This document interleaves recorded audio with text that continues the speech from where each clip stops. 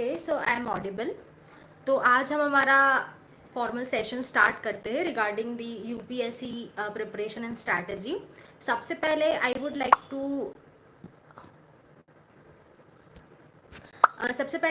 To introduce myself. एक छोटा सा इंट्रोडक्शन देना चाहूँगी। My name is Mahi Sharma and this year I have secured all India rank 106 in UPSC 2023 and I am expecting to get IPS as service. So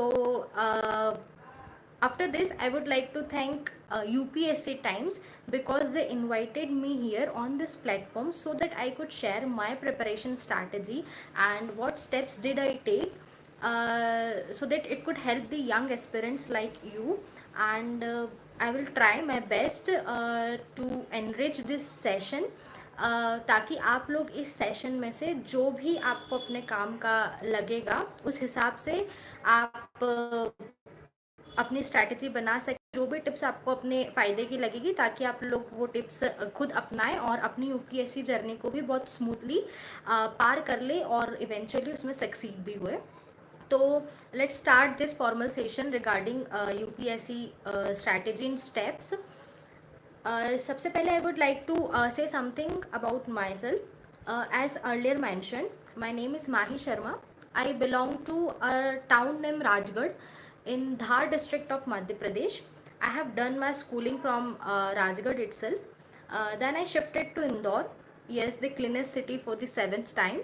I shifted there for my graduation and completed my graduation in the year 2021 from Model Autonomous Government Holkar Science College, Indore. My graduation is in BSc, that is Bachelor's of Science, and the subjects are Physics, Computer Science and Maths, completely different from all the UPSC subjects and my optional subject. So I graduated in these subjects in the year 2021. During my college time, I was so interested in participating Hindi debates and speeches and was fortunate enough to get chance to represent my university, my college and the Indore city on the state level, and was more fortunate enough to win all those competitions. Then I have been a university volleyball player where I represented my university, Devi Ahilya Vishwavidyalaya, in zonal tournaments. Then I also love to play badminton. So this was a brief introduction about me. Now if we come to my UPSC preparation or journey, this was overall my second attempt at UPSC, where I am expecting to get IPS as service. In my first attempt I could not clear prelims. I started to prepare for UPSC in the year 2021 itself, that is late 2021, in the months of October and November, when I graduated. As it was a COVID year, तो मेरा graduation थोड़ा सा late हो गया था 2021 में। तो graduation के बाद मैंने एकदम से फिर प्रिपरेशन स्टार्ट कर दी, but that time it was a self preparation, जहाँ पर मैंने क्या किया कि जितने भी सोशल मीडिया प्लेटफॉर्म से, जस्ट लाइक यूट्यूब जैसे यूपीएससी टाइम का चैनल है, ऐसे और भी जितने भी प्लेटफॉर्म्स है, उसमें मैंने जितने भी पिछले साल के टॉपर्स हैं उनकी बुक लिस्ट फाइंड करना स्टार्ट की कि जो सब्जेक्ट्स हैं उनके लिए वो क्या पढ़ते हैं, और जो भी कॉमन बुक लिस्ट मुझे लगी, like spectrum for modern history, NCERTs for geography, Laxmikanth for polity, तो ये सब मैंने बुक्स खुद से पढ़ना स्टार्ट करी इन लेट 2021 टू राइट दी 2022 का एग्ज़ाम। 2022 का एग्ज़ाम लिखने के लिए मैंने 5-6 महीने खुद से पढ़ाई करी। बट जैसे ही मैंने 5 जून को एग्ज़ाम लिखा, I thought I have to channelise my preparation, I need to channelise it, because अगर मैंने इस प्रिपरेशन को चैनलाइज नहीं किया, बस यहाँ वहाँ से कुछ भी पढ़ते रही, तो फिर सिलेक्शन होना पॉसिबल नहीं है। तो उसी टाइम मैंने डिसीजन लिया 2022 में। I shifted to Delhi and वहाँ पर 1 ईयर डेडिकेटेडली होल हार्टेडली मैंने प्रिपेयर करा यूपीएससी के लिए। 2023 का अपना अटैम्प्ट लिखा, जिसमें I cleared prelims, then I cleared mains, then I appeared for interview, and eventually I was lucky enough to see my name in the final list with rank 106. So it was my mini journey of UPSC. अब जैसे I have been told to share my strategy regarding UPSC, so there are 3 stages in this exam: prelims, mains and interview. So we'll divide our session in 3 parts. That is, first part will focus on prelims, second part will focus on mains, and third part will focus on interview. In the last of this session, I'll try to take as much doubts as it is possible from the comment section, जहाँ पर मुझे जो भी relevant doubts लगेंगे आप लोगों के, उस हिसाब से मैं उनका आंसर करने का ट्राई करूँगी. और यदि पॉसिबल हुआ तो सेशन के बीच में भी, जब जैसे प्रीलिम्स का जब एंडिंग होगा, जब मेंस के पार्ट का एंडिंग होगा, तब उनसे रिलेटेड डाउट्स लेने की मैं तब भी ट्राई करूँगी. So let's start our formal session. मैंने I have prepared certain questions, common questions which usually aspirants ask कि for example regarding book sources, regarding consistency, regarding time management, regarding time table. तो मैंने ऐसे कुछ common questions prepare किया है जिनको मैं अपने आप ही अपने इस सेशन में एड्रेस करूँगी. तो चलिए हम आज का अपना फॉर्मल सेशन स्टार्ट करते हैं. And I will try my best कि आपको बहुत कुछ इन्फॉर्मेशन दे सकूं, ताकि इस सेशन में से आप अपने फ़ायदे की चीज़ें जो भी आपको सूट करे, आप वो अपनी चीज़ें निकाल सके और उसको अपनी प्रिपरेशन में ले सके, ताकि आप भी सक्सीड कर सकें. तो हमारा जो सेशन का फर्स्ट पार्ट है, it will focus mainly on prelims. अब प्रीलिम्स में हमें पता है दो पेपर्स होते हैं, GS1 एंड GS2, जहाँ पर GS2 is a qualifying paper, CSAT होता है, जिसमें हमको लगभग 67 नंबर लाने होते, तभी हमारा GS1 चेक होता है. तो GS1 and GS2 this are two papers. अब हम पहले बात कर लेंगे GS1 की. GS1 का जो प्रीलिम्स का सिलेबस है, हमको पहले वो सिलेबस को गो थ्रू करना है, एकदम heartedly, wholeheartedly go through करना है. जिसमें यदि मेरे पास अभी तो सामने सिलेबस रखा नहीं है, यदि मैं देखूँ मोटे मोटे रूप में, तो उसमें जो सब्जेक्ट्स होंगे हम सब्जेक्ट वाइज डिस्कस करेंगे कि किस सब्जेक्ट के लिए कैसी अप्रोच होनी चाहिए, किस सब्जेक्ट के लिए क्या बुक लिस्ट होनी चाहिए. यदि मैं स्टार्टिंग से प्रीलिम्स के सब्जेक्ट देखूँ, तो सबसे पहले आता है हिस्ट्री. हिस्ट्री के 3 पार्ट्स होते हैं, modern history, medieval history and world history. तो यूपीएससी के सिलेबस के according medieval and world history prelims में नहीं आता है सिर्फ मॉडर्न हिस्ट्री. मॉडर्न हिस्ट्री का वन स्टॉप सोल्यूशन माना जाता है स्पेक्ट्रम. मैंने भी स्पेक्ट्रम पढ़ी है. Spectrum is really very good book. ये पूरा कवर करती है मॉडर्न हिस्ट्री को. और अभी तक के यूपीएससी के जो भी क्वेश्चंस आते हैं, तो अगर मॉडर्न हिस्ट्री से मान लीजिए 10 क्वेश्चन आ रहे हैं, मान लीजिए, तो 60 to 70% क्वेश्चंस आपकी स्पेक्ट्रम बुक से बन जाते हैं, यदि आपने उसको होल हार्टेडली पढ़ा है. अब स्पेक्ट्रम को प्रीलिम्स के पॉइंट ऑफ व्यू से कैसा पढ़ा जाए. देखिए, आपको फुल रीडिंग तो हर बुक की पहली बार लगानी ही पड़ेगी. जैसे यदि मैं स्पेक्ट्रम का एग्जाम्पल लेके दूँ, तो आप पहली रीडिंग स्पेक्ट्रम की लगाइए. छोटी सी बुक है बहुत. अगर आप पहली बार लगा रहे तो मान लीजिए आपको टाइम लग रहा है 20 से 25 दिन. अब जब उसको पहली बार बुक एक बार पढ़ लेंगे, तो आपको समझ पड़ेगा, आपको एक ओवरव्यू मिलेगा कि इस बुक में कहाँ से क्या एड्रेस किया गया है. लाइक ये बुक स्टार्ट हो रही है advent of Europeans in India से लेकर, फिर पोर्टुगीज़ के बारे में बोलती है, फिर फ्रेंच, फिर डेंच, फिर इंग्लिश, इनके बारे में चल रहा है. फिर इसके बाद थोड़ा सा मुगल इम्पीरियर के बारे में ये चीज़ आएगी. फिर मुगल इम्पीरियर डिमोलिश कैसे हुआ, इसके बारे में चीज़ आएगी. फिर ब्रिटिशर्स ने, पर्टिकुलरली ब्रिटिशर्स पे शिफ्ट हो जाएगी ये बुक, कि ब्रिटिशर्स ने कैसे बंगाल का कॉन्क्वेस्ट किया, कैसे ऑल ओवर इंडिया में उन्होंने अपना अपनी सब कुछ ऑल ओवर इंडिया में अपना अच्छे से जमा लिया. और फिर उन्होंने कैसे टेक्नोलॉजिकल इम्प्रूवमेंट्स लाए इंडिया में. उनके जितने भी गवर्नर जनरल्स है, देन वाइस रॉयज, उन्होंने क्या क्या चेंजेस लाए हैं. फिर इन सब चीज़ों से इंडियंस को क्या तकलीफ होने लगी, कब वो तकलीफ एजिटेशन में बदलने लगी, कैसे इंडियंस ऑर्गेनाइज हुए, कैसे अर्लियर वे में जो कॉन्स्टिट्यूशनलिज्म के तरीके से हम लोग प्रोटेस्ट करते थे, वो कैसे एक्सट्रीमिज़म में चेंज हुआ, वो कैसे गांधीयन एरा में चेंज हुआ, गांधीयन एरा से कैसे हमने नॉन कॉपरेशन मूवमेंट किया, कैसे हमने क्विट इंडिया मूवमेंट किया, और कैसे फाइनली हमें आज़ादी मिली. ये है एक पार्ट स्पेक्ट्रम का, जो एडवेंट ऑफ यूरोपियन से हम आज़ादी तक आते हैं, जिसमें क्या होता है कि क्रोनोलॉजिकल ऑर्डर में उस बुक ने सब अच्छे से समझाया हुआ है. ये एक पार्ट हो गया स्पेक्ट्रम का. अब दूसरा पार्ट स्पेक्ट्रम का आता है पोस्ट इंडिपेंडेंस, जो कि यूपीएससी के सिलेबस में खुद एक सब्जेक्ट है. इस पोस्ट इंडिपेंडेंस में क्या होता है कि आफ्टर इंडिपेंडेंस हमारे यहाँ पे भारत में जितने भी माइलस्टोन्स इस्टेब्लिश किए गए हैं उसके बारे में बताया गया है। लाइक हमारे जितने भी 5 ईयर प्लान्स है उसकी अगर कोई माइलस्टोन है तो उस बुक में उसको डील किया गया है। देन साथ ही जैसे हमारा न्यूक्लियर टेस्ट हो गया, जैसे हमारे प्राइम मिनिस्टर्स ने यदि कोई अच्छे कदम उठाए हैं, ठोस कदम, तो उस चीज़ से डील किया गया है।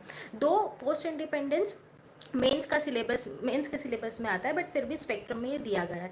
तो अभी हम बात करेंगे मॉडर्न हिस्ट्री की स्पेक्ट्रम में, सिर्फ हमारी आज़ादी तक की। तो जब आपने इसको एक बार पढ़ लिया, आपको ओवरव्यू मिल गया कि कैसे क्रोनोलॉजी आगे बढ़ रही, like from Europeans, Portuguese to ये वाले Europeans to Britishers to what and what.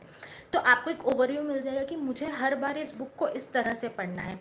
अब आप उसमें क्या क्या चैप्टर्स प्रीलिम्स के लिए छोड़ सकते हैं आपको अभी पता चल जाएगा। फॉर एग्जांपल जो सबसे पहला चैप्टर है कि हिस्टोरिकल सोर्सेज क्या होते हैं, जैसे उसमें दिया गया है आर्काइव्स, जर्नल्स, न्यूज़पेपर्स, तो आप इनको प्रीलिम्स पॉइंट ऑफ व्यू से एक बार थोड़ा सा ऐसा है कि इतना ज़्यादा समय नहीं देंगे तो भी चल जाएगा, बट जो बाकी चैप्टर्स है आपको उन पे समय देना पड़ेगा। तो ऐसे आपने एक बार बुक रीडिंग करी, उसके बाद आपको समझ पड़ गया इस बुक में क्या इंपॉर्टेंट है, क्या थोड़ा कम इंपॉर्टेंट है, उसके हिसाब से आपको आपकी स्टडीज़ प्रायोरिटाइज करनी होगी और फिर बार बार आप उसी के लिए उसी के हिसाब से पढ़ेंगे। तो मॉडर्न हिस्ट्री के लिए spectrum is a very good book and you should go for it, you must go for it, क्योंकि वो बहुत हद तक हमारा मॉडर्न हिस्ट्री कंप्लीट कर देता है।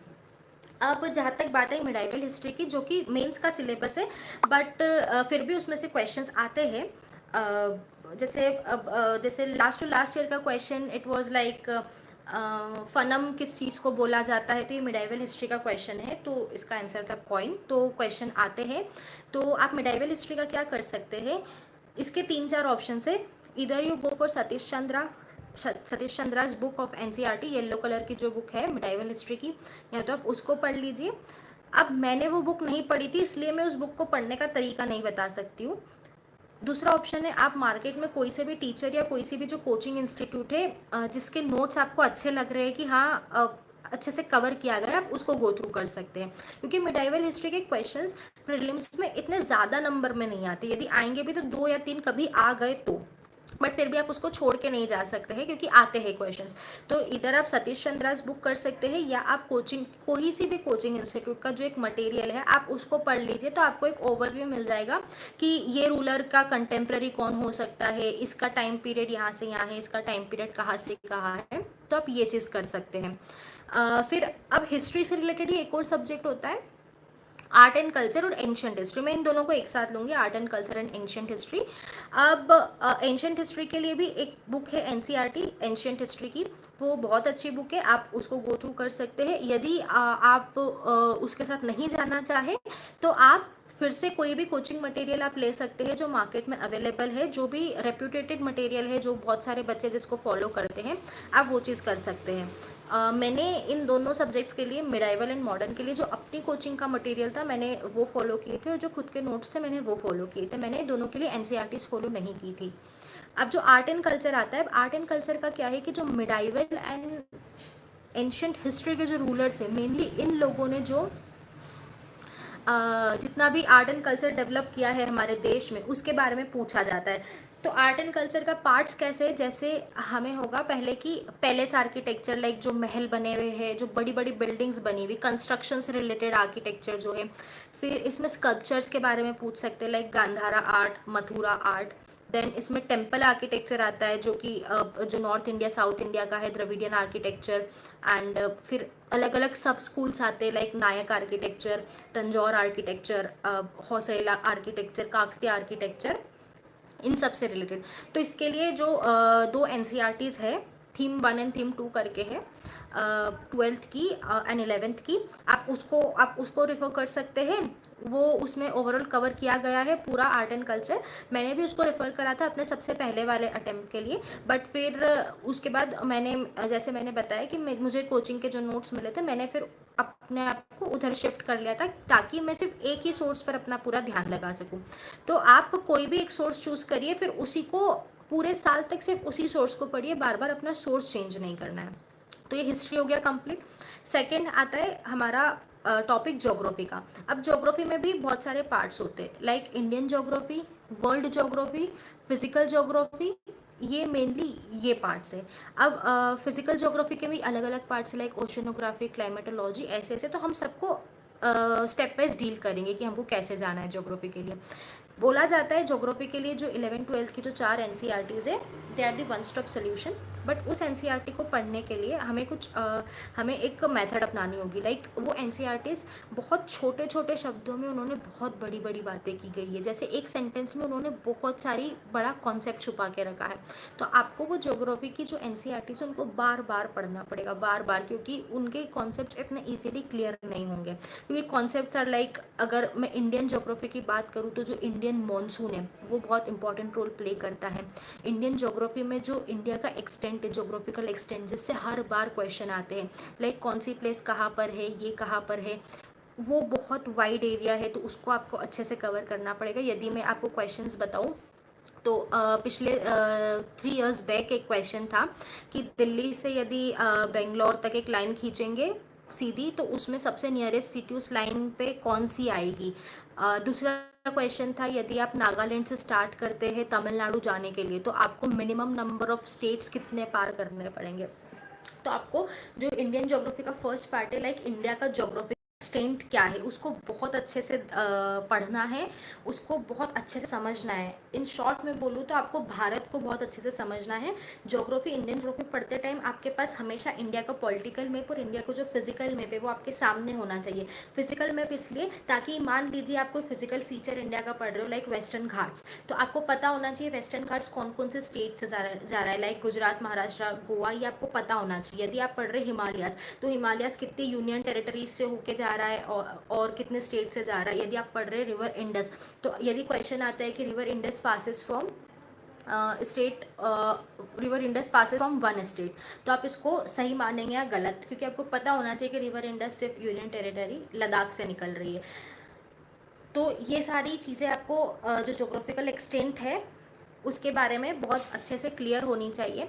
इसका दूसरा इंपॉर्टेंट टॉपिक होता है रिवर सिस्टम्स ऑफ इंडिया। इससे भी बहुत ज़्यादा क्वेश्चंस आते हैं। लाइक लास्ट ईयर 2023 में ही सबसे पहला क्वेश्चन मेरे सेट में ऐसा था कि इसमें 3 रिवर्स के बारे में पूछा था, झेलम रिवर के बारे में, गंडक रिवर के बारे में, और एक और रिवर थी, that I am forgetting now. तो ये पूरा जो क्वेश्चन था सीधा सीधा एनसीईआरटी से आया था, इसीलिए एनसीईआरटी की इम्पोर्टेंस इतनी बढ़ जाती है when it comes to geography. ये जो सीधा सीधा क्वेश्चन है, ये लाइन एनसीईआरटी में लिखी हुई है, झेलम पासेस थ्रू या झेलम फॉर्म्स डल लेक, ऐसा लिखा हुआ है। और एनसीईआरटी में ही एक मैप दिया गया है जिसमें ये चीज़ बताई गई है कि बूढ़ी गंडक रिवर से कन्वर लेक बनता है, वहाँ पर मैपिंग के थ्रू बताया गया है। और सेम क्वेश्चन यूपीएससी ने पूछा था, वहाँ पर बूढ़ी गंडक की जगह यूपीएससी ने गंडक रिवर दे दिया था। तो इसीलिए ज्योग्राफी के लिए एनसीईआरटी की इम्पोर्टेंस बहुत बढ़ जाती है। तो आपको एनसीईआरटी बहुत अच्छे से करना है। तो जो इंडियन ज्योग्राफी है उसमें मेनली जो मैक्रो टॉपिक्स है वो क्या है, मैक्रो टॉपिक्स है ज्योग्राफिकल एक्सटेंट ऑफ इंडिया, जो ज्योग्राफी की बुक से आप कर सकते हैं बहुत अच्छे से, जो इंडियन ज्योग्राफी है एनसीईआरटी में। वो रिवर सिस्टम्स ऑफ इंडिया, वो भी ज्योग्राफी की बुक में सेकेंड पार्ट में ही है, river systems of India. Then it comes Indian climate, monsoon जो है वो मेनली आपको करना है। मानसून मेनली इम्पॉर्टेंट भी है पर इजी भी है। इजी इसलिए क्योंकि मोस्टली कॉन्सेप्ट बेस्ड है। कॉन्सेप्ट बेस्ड लाइक इसमें ला नीना का कॉन्सेप्ट है, एल नीनो का कॉन्सेप्ट है, देन क्या क्या चीज़ें इंडियन मानसून को पॉजिटिवली अफेक्ट करेगी या नेगेटिवली अफेक्ट करेगी, तो ये पूरा कॉन्सेप्ट बेस्ड है। तो सबसे ईजीएस्ट टॉपिक है ये, कि कॉन्सेप्ट समझ जाएंगे तो आपके आंसर्स बन जाएंगे इसमें। ये 3 मैक्रो टॉपिक्स हो गए। देन आपका दूसरा मैक्रो टॉपिक आता है Indian agriculture geographical point of view से। देन आपका पांचवा टॉपिक आता है इंडियन सॉइल्स, और छठा टॉपिक आता है natural vegetation in India. Natural vegetation like कहाँ पर कितना एक्सटेंट हमारा एवरग्रीन फॉरेस्ट का है, कितना डेसिडियस फॉरेस्ट का है, और ये सारी चीज़ें बहुत अच्छे से इंडियन ज्योग्राफी की बुक में दी गई है, इसलिए आपको वो बुक बाय हार्ट करनी है। उसमें से क्वेश्चंस आते हैं, क्वेश्चंस आने के बाद हमें लगता है पता नहीं कहाँ से पूछे गए, बट स्टेटमेंट वाइज ज्योग्राफी की बुक में सारी चीज़ें लिखी हुई, तो इंडियन ज्योग्राफी के लिए वो बुक रेफर करिए। Then when it comes to physical geography, तो फिजिकल ज्योग्राफी के जो मैक्रो टॉपिक्स है, पहला हो जाएगा जियोमॉर्फोलॉजी, दूसरा होगा ओशनोग्राफी, तीसरा होगा क्लाइमेटोलॉजी। ये जो फिजिकल ज्योग्राफी की बुक है 11th की, उसमें ये तीनों बहुत अच्छे से डील किए गए हैं। अब मैं एक बार बहुत जल्दी से और बहुत ब्रीफ तरीके में आपको बता देती हूँ कि तीनों को कैसे अप्रोच किया जाता है। सबसे पहले जियोमॉर्फोलॉजी। जियोमॉर्फोलॉजी का बेसिक वो है कि making of the earth, earthquakes, जो सुनामीज है, जितनी भी एंडोजेनिक प्रोसेसेस हो रही है और जो अर्थ के अंदर की प्रोसेस हो रही है, like heat formation, heat release, earthquakes, volcanoes, ये सारी जितनी भी प्रोसेसेस है कि आज का जो हमारा अर्थ है वो कैसे ऐसे बना है और क्या क्या डायनेमिक चेंजेस आ रहे हैं।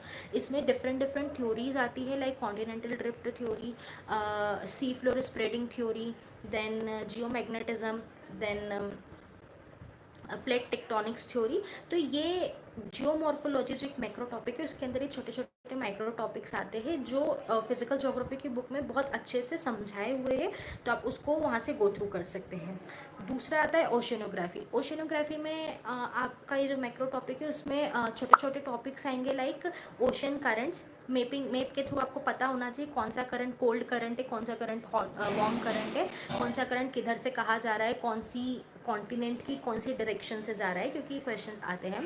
देन करंट फॉर्मेशन के रीजंस क्या क्या है, सैलिनिटी कैसे डिफर करती है लॉन्गिट्यूडनली, लेटिट्यूडनली, ये जो मेन चीज़ें हैं ये ज्योग्राफी में की बुक में अच्छे से बताए गए हैं, तो आपको ओशियनोग्राफी को इस तरह से परस्यू करना है। Then it comes climatology.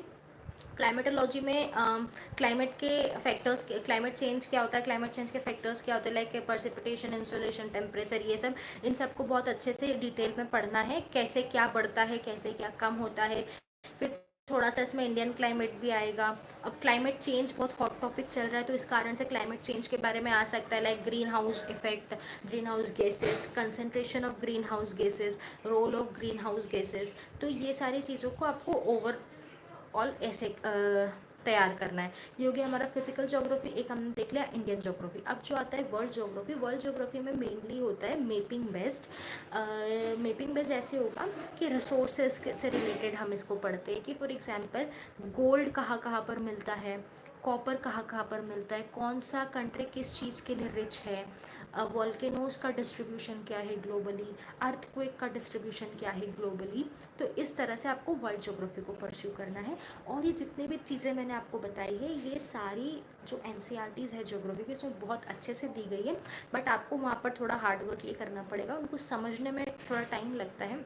यदि समझ में नहीं आए आपको वो एनसीईआरटी, तो what I use to do is that, एक मुझे चैनल का नाम तो याद नहीं, यूट्यूब पर ही एक चैनल चलता है जिसमें कोई सर एनसीईआरटीज क्लियर करवाते हैं 11th-12th के बच्चों के लिए। यूपीएससी के लिए नहीं है वो चैनल, वो 11th-12th के बच्चों के लिए चैनल है। तो उसमें वो हर टॉपिक बहुत अच्छे से एनसीईआरटी का समझाते हैं, मेनली ज्योग्राफी के लिए ही है वो चैनल। तो मैंने वहाँ से बहुत सारी चीज़ें सीखी थी और समझी थी। तो ये हो गया हमारा हिस्ट्री कंप्लीट, हमारा ज्योग्राफी कंप्लीट। फिर आता है पॉलिटी। पॉलिटी के लिए सब एक वन स्टॉप सोल्यूशन है, लक्ष्मीकांत बोला जाता है। मैंने भी सिर्फ लक्ष्मीकांत को पढ़ा था पॉलिटी के लिए। मैंने एनसीईआरटीज़ नहीं पढ़ी थी पॉलिटी के लिए, बिकॉज मैंने जब लक्ष्मीकांत को पढ़ा तो उसके बाद मुझे लगा कि मुझे इतना सब समझ में आ रहा है कि सोशलिज्म क्या होता है, सेक्युलरिज्म क्या होता है, रिपब्लिक क्या होता है, इलेक्शंस क्या है, टाइप्स ऑफ इलेक्शंस कैसे होते हैं भारत में, प्रेसिडेंट प्राइम मिनिस्टर का इलेक्शन कैसे होता है, सॉरी प्राइम मिनिस्टर का वैसे इलेक्शन होता नहीं है। तो मुझे समझ में आने लग गया था, इसलिए मैंने उनकी जो पॉलिटी है उसकी एनसीईआरटी नहीं पढ़ी थी, सिर्फ लक्ष्मीकांत ही पढ़ी थी मैंने।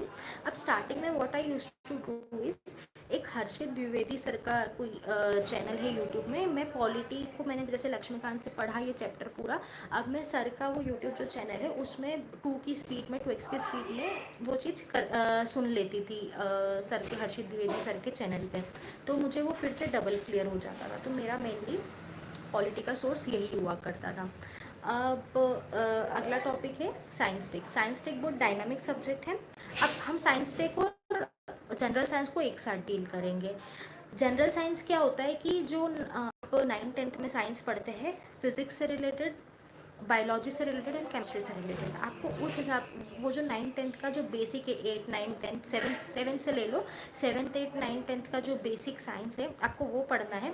यदि आप साइंस बैकग्राउंड के नहीं हैं तो आप 8, 9, 10 की जो बुक्स है, 7th, 8, 9, 10th की बुक्स, आप उनको एनसीईआरटीज़ को एक बार पढ़ सकते हैं। बहुत जल्दी वो एनसीईआरटीज़ ख़त्म हो जाएगी और बहुत इजी चीज़ें हैं, तो आप वहाँ से उसको प्रिपेयर कर सकते हैं। क्योंकि जनरल साइंस में से भी क्वेश्चंस आते हैं। यदि मैं एग्जांपल के लिए बोलूँ, 2 क्वेश्चन 2022 का एक क्वेश्चन था कि बी सेल्स का यूज़ क्या है हमारी बॉडी में। वो जस्ट एनसीईआरटी में से था, बायोलॉजी की 10th के एनसीईआरटी में दिया गया था कि बी सेल्स का क्या यूजेज है हमारी बॉडी में। और एक और क्वेश्चन था 2021 का क्वेश्चन था वो कि प्लांट सेल और एनिमल सेल में क्या डिफरेंस होता है, जो हम 8th की बायोलॉजी की सेक्शन में पढ़ते हैं, लाइक वो सेल वॉल और ये सब कुछ डिफरेंस बता रखा था। तो ये यहाँ पर मैंने 2 साल के लगभग 2 साल के जनरल साइंस के क्वेश्चन आए थे। तो आपको उस चीज़ को नेगलेक्ट नहीं करना है। जब आपका जनरल साइंस अच्छा स्ट्रांग हो जाएगा तो आप साइंस एंड टेक की तरफ ऐसे बढ़ सकते हैं। साइंस एंड टेक में मोस्टली हमने देखा है कि क्वेश्चंस करंट अफेयर्स बेस पे आते हैं, कि जो इंडिया, स्पेशली इंडिया और इन जनरल वर्ल्ड ओवर जो चीज़ें चल रही है साइंस टेक से रिलेटेड उस हिसाब से आते हैं। जैसे फॉर एग्जाम्पल अभी का क्वेश्चन था, अभी कुछ समय पहले ही जो पेपर हुआ है उसमें प्लूटोनियम से रिलेटेड रेडियो एक्टिविटी का क्वेश्चन आया था। वो रेडियो एक्टिविटी का क्वेश्चन इसलिए आया था कि कुछ समय पहले ईटर में, जो कि खैर फ्यूजन से रिलेटेड है, वहाँ पर कुछ नई कुछ इन्वेंशंस डिस्कवरी की गई थी। तो उन्होंने फिजन बेस्ड क्वेश्चन पूछ लिया प्लूटोनियम और रेडियो एक्टिविटी से रिलेटेड। तो जो साइंस टेक में नए नए टेक्नोलॉजीज इवॉल्व हो रही है, क्योंकि अभी तो ग्रीन टेक्नोलॉजीज बहुत सारी आ रही है, जैसे ईवीज आ रही है, इलेक्ट्रॉनिक व्हीकल्स। तो ये जितने भी technologies world over in general and specially in India, like fuel cells, lithium ion battery, ये सब जो चल रही है, आपको इनका बेसिक्स पता होना चाहिए, आपको इनका यूजेस पता होना चाहिए। तो आपका साइंस टेक बहुत अच्छे से कवर हो सकता है। साइंस टेक का एक सबसे बड़ा मैक्रो साइड ये भी है कि जो स्पेस रिलेटेड चीज़ें हैं, जैसे एक ई लीज़ा पे क्वेश्चन आया था कुछ समय पहले, ई लीज़ा पे। इसका एक और इम्पॉर्टेंट है ग्रेविटेशनल वेव्स वाला टॉपिक। तो आप या तो ऐसा कर सकते हैं, इसके दो अप्रोचेस है साइंस टेक के लिए, कि आप जो न्यूज़पेपर डेली पढ़ रहे हैं आप उसके नोट्स बना लीजिए, जो साइंस टेक में जो भी चीज़ें हो रही है, नई नई discoveries, but at the end of the year वो बहुत ज़्यादा बल्कि हो जाएगा, उसको रिवाइज नहीं कर पाते हैं।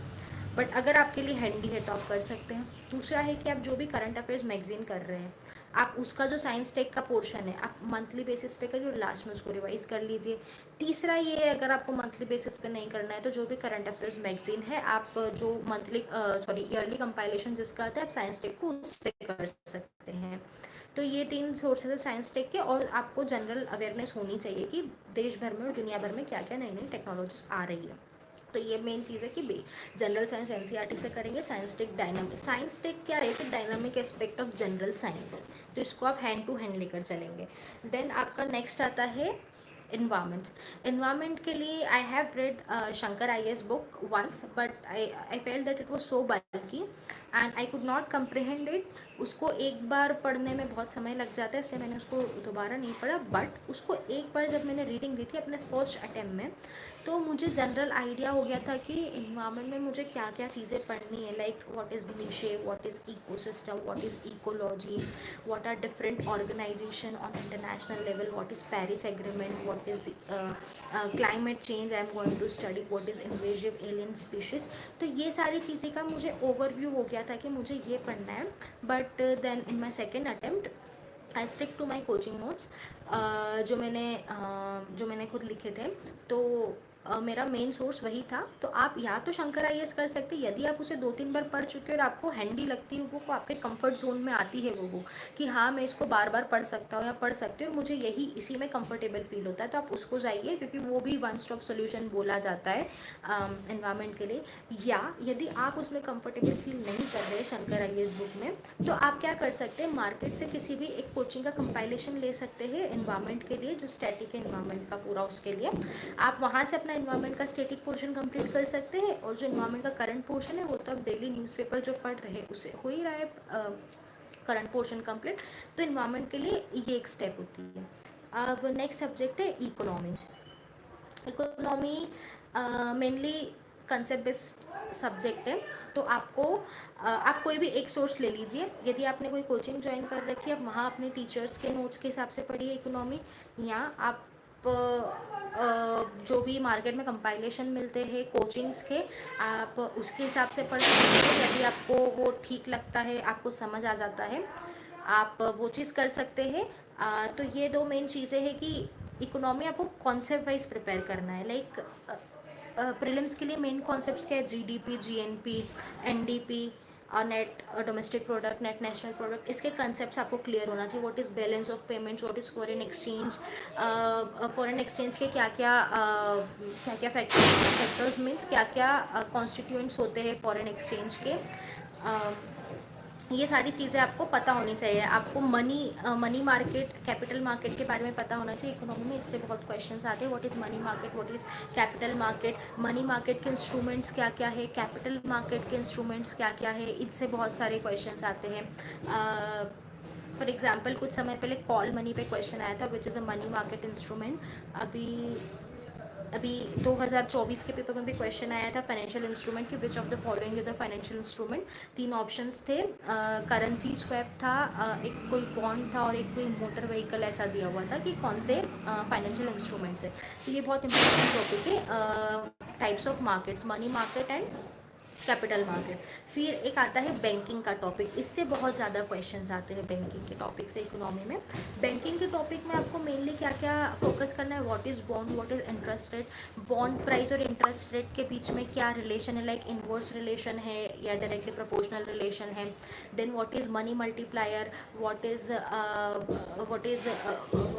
हमारा जो अभी बेड बैंक अभी जो बनाया हुआ है, हमारा टोटल एनपीएस कितना है, ये सारी चीज़ें। और जो बेसिक्स है बैंकिंग के, कि शेड्यूल कमर्शियल बैंक्स क्या होती है, टाइप्स ऑफ बैंक्स, कौन सी बैंक्स डिपॉजिट ले सकती है, कौन सी बैंक डिपॉजिट नहीं ले सकती है, ये सारी चीज़ें जो भी है आपको बैंकिंग में इन सब चीज़ों पे फोकस करना है स्टैटिक में। साथ ही इसका जो आप करंट करेंगे, जो न्यूज़पेपर से हो रहा है करंट, आपको मेन स्टैटिक के साथ अपना रिलेट करनी है ऐसे करके।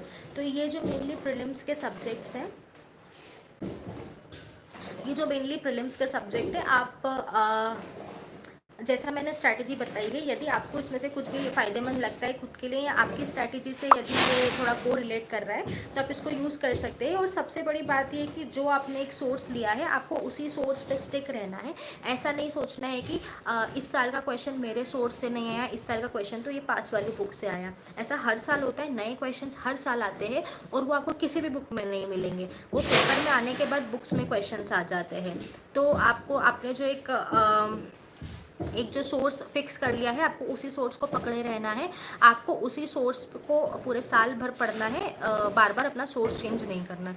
तो ये जो मेनली प्रीलिम्स के सब्जेक्ट्स है, ये हमने कवर कर ली। प्रीलिम्स का एक बहुत बड़ा पार्ट हो रहा है करंट अफेयर्स जो रह गया था। देखिए करंट अफेयर्स की 3-4 अप्रोचेस है, मैं आपको तीनों चारों अप्रोचेस बता देती हूँ जो मैंने फॉलो किया, मेरे फ्रेंड्स ने फॉलो की है, उसके हिसाब से। सबसे पहला अप्रोच है कि आप रिलीजियसली हर दिन पूरे साल अपना न्यूज़पेपर पढ़ेंगे।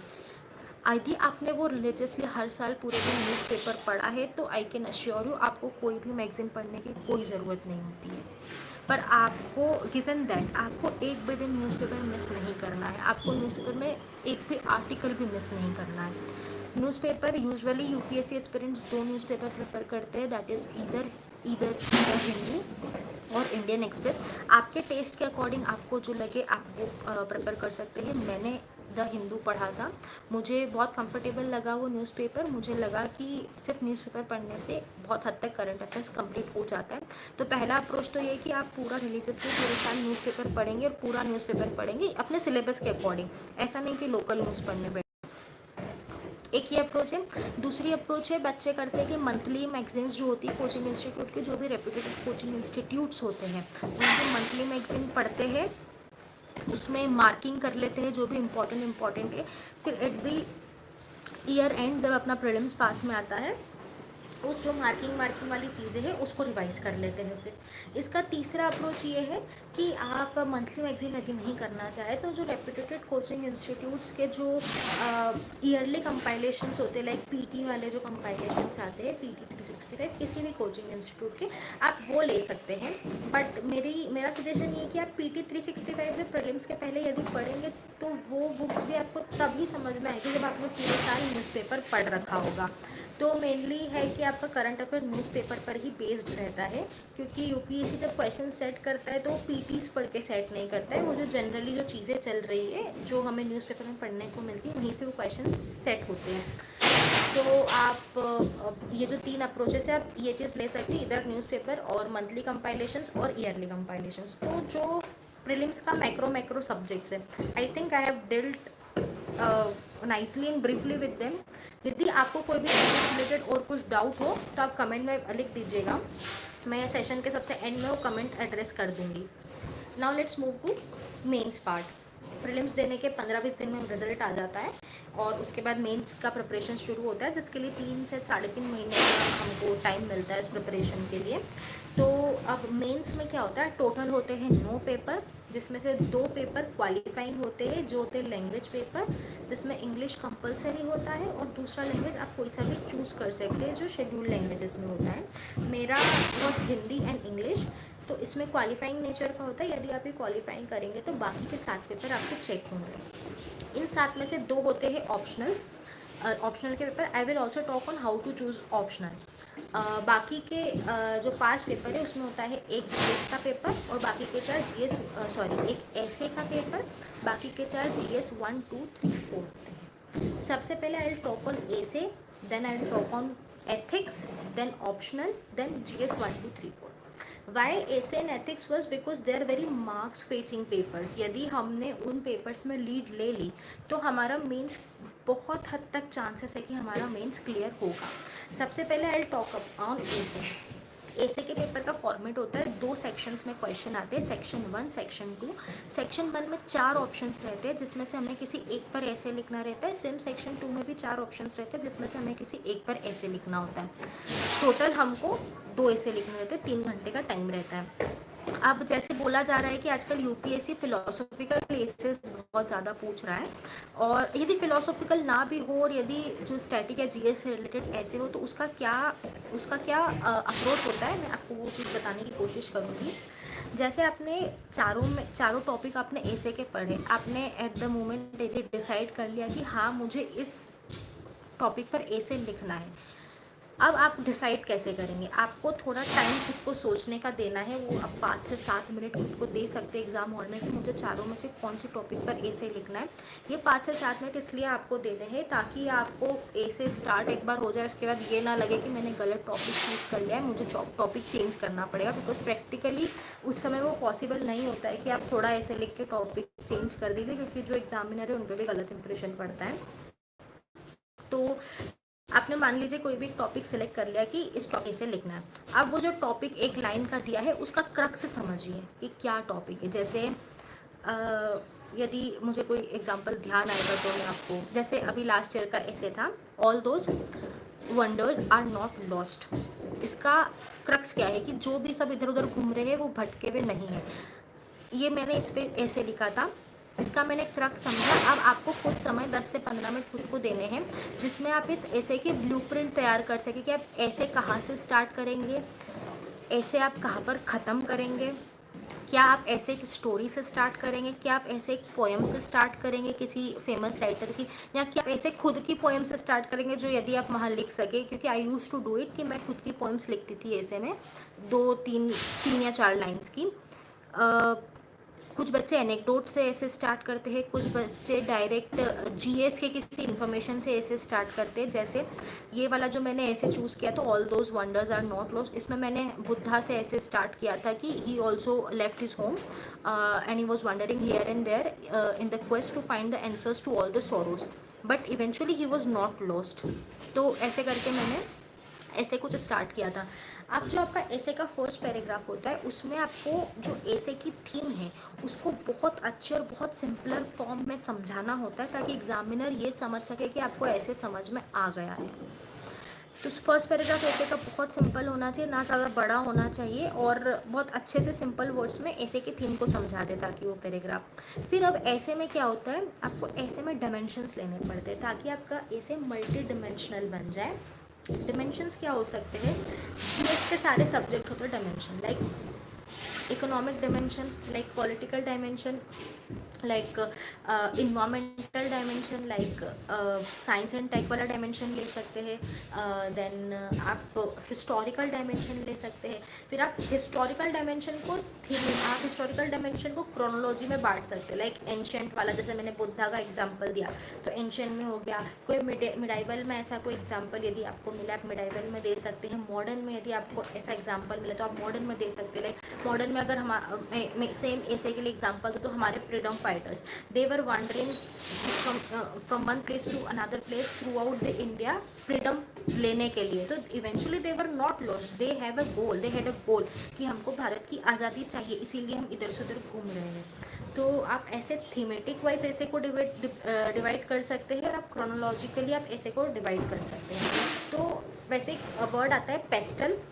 पेस्टल वर्ड क्या होता है कि आप ऐसे को कितने डायमेंशंस में खोलेंगे। P for polity, E for environment, H for science tech, T for मतलब टेक्नोलॉजी और जो थीम्स आती है वो है, E for again economy, L for law.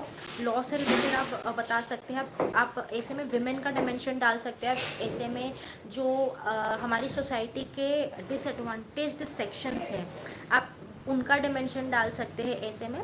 तो आप ऐसे करके पूरा अपने ऐसे को ब्लूप्रिंट तैयार करें कि आपको लिखना कैसे है। यदि आपको कोई उस ऐसे से रिलेटेड कोई कोर्स ध्यान में आ रहा है किसी थिंकर का या किसी भी बड़े राइटर का, आप वहाँ पर यूज़ कर सकते हैं। आप खुद की पोएम लिख सकते हैं, तो आप वहाँ पर भी वो लिख के उस ऐसे को बहुत सिंपल वर्ड्स में एंड कर सकते हैं। अब ऐसे को आपको लिखना है सिंपल वर्ड्स में, कंटिन्यूटी ऑफ थॉट्स होना चाहिए। ऐसा नहीं कि एक पैराग्राफ कुछ और बोल रहा था और उसके नीचे का पैराग्राफ सडनली कुछ और बोलने लग जाएगा। तो आपको कनेक्टिंग वर्ड्स का यूज़ करना है कि जैसे आपने एक पैराग्राफ किसी भी एक चीज़ से ख़त्म करा, तो उसका कोई कनेक्टिंग वर्ड से आप दूसरा पैराग्राफ स्टार्ट करें, like moreover this and that, then along with this the other dimension could be. ऐसे वर्ड्स या ऐसे फ्रेजेस आपको यूज़ करना है। तो ये है मेनली ऐसे का ऐसे की स्ट्रैटेजी कि ऐसे आपको किस तरह से लिखना है। आप ऐसे कोई भी जब आप टॉपिक पढ़े ना ऐसे का, तो आप अपने को खुद को खुली सोच से आप एकदम सोचिए कि इसका क्या क्या आप कौन कौन सा कोना इस चीज़ का छू सकते हैं, और उसको बहुत सटीक लैंग्वेज में, बहुत सिंपल लैंग्वेज में फिर उसको कॉपी पर लिखिए, तो you will get good marks. Next आता है एथिक्स। अब एथिक्स के पेपर में दो पार्ट्स होते हैं, एक होता है केस स्टडीज, एक होता है 13 क्वेश्चन 10-10 नंबर वाले। First of all will talk about case studies. कुछ 6 केस स्टडी आती है 20-20 नंबर की। अब एथिक्स में सबसे बड़ा चैलेंज होता है पेपर को कंप्लीट करना, क्योंकि जो 6 केस स्टडीज़ रहती है वो आधे आधे एक एक पेज की रहती है, उनको पढ़ना और उनके आंसर्स लिखना। तो आपने केस स्टडी एक बार पढ़ी, आप समझ गए कि ये केस स्टडी के बारे में है, इस मुझे ये पोजीशन दी गई है, या जिसका भी कोई भी उसमें जो भी है उसकी ये पोजीशन है, उसको किस हिसाब से काम करना है। अब उसमें छोटे छोटे क्वेश्चंस होंगे। अभी तो ऐसा हो गया है कि क्वेश्चन के साथ जगह देने लग गए हैं कि वहीं पर आपको आंसर लिखना है। तो सबसे पहले आपने केस स्टडी पढ़ी, आपने छोटे से में स्टेक होल्डर्स बता दिया क्या क्या है।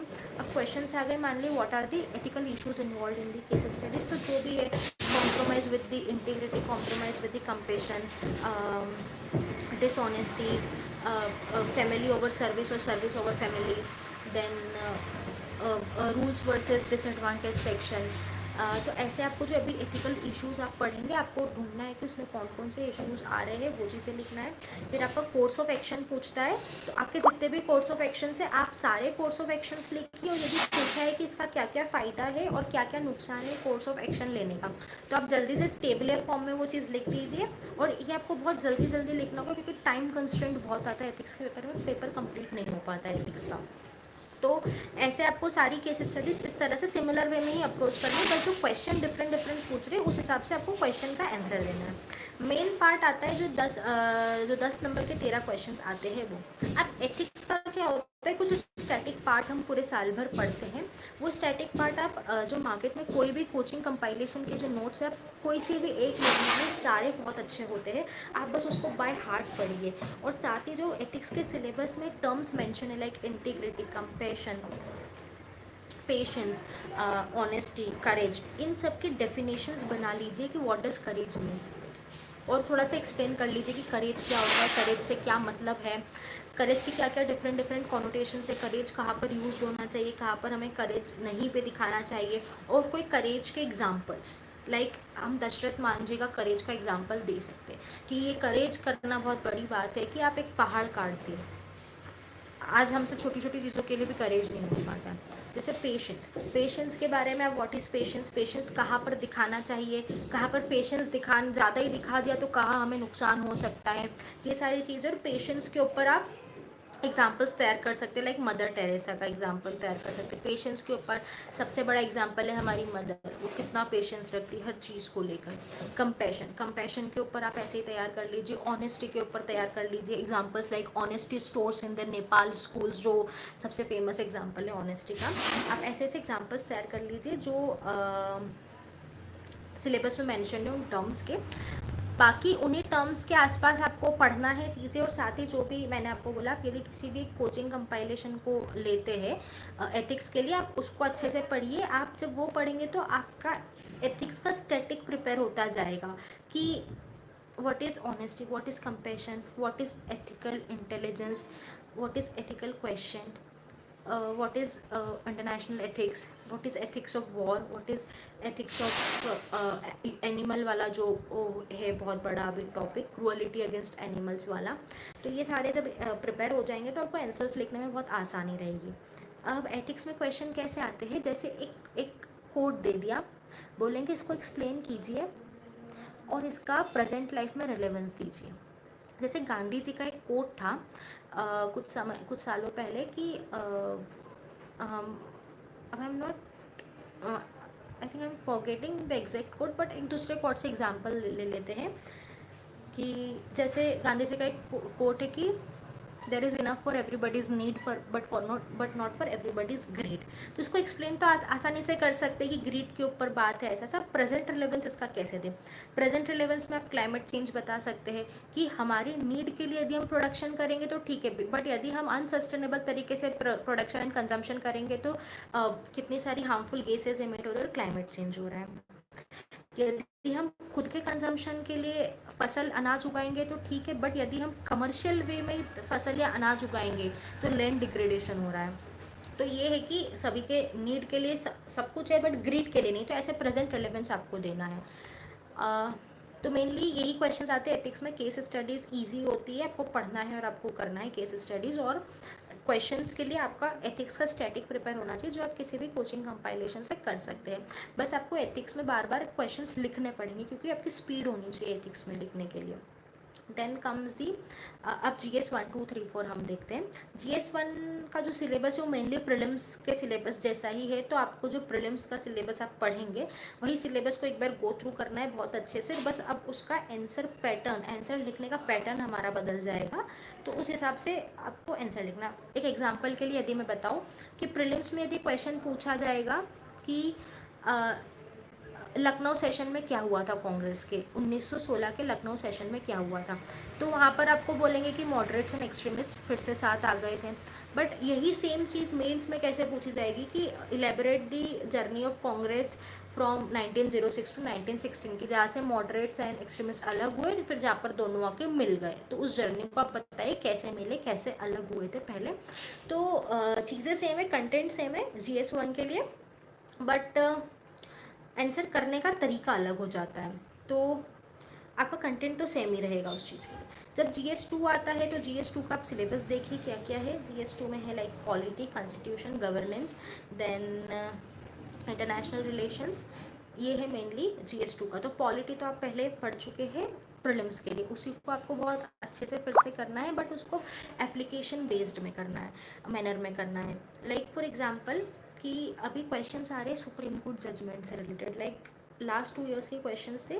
पिछले था कि जेंडर इक्वलिटी के लिए सुप्रीम कोर्ट जजमेंट्स कोट करिए, उसके पहले था इन्वायरमेंट कंजर्वेशन के लिए सुप्रीम कोर्ट जजमेंट्स कोट करिए। तो इसके लिए अब आपको ऐसा नहीं करना है कि सुप्रीम कोर्ट के सभी जजमेंट्स आपको लेके बैठना है। जो मेन टॉपिक है उसके जो जजमेंट्स है, लाइक इन्वायरमेंट के लिए MC मेहता है और देहरादून क्वारिंग केस है, आपको इन चीज़ों से रिलेटेड जानकारी होनी चाहिए। जेंडर इक्वलिटी के लिए नालसा जजमेंट है, आपका नवतेज जौहर जजमेंट है, जेंडर इक्वलिटी के लिए विशाखा गाइडलाइंस वाला जजमेंट है।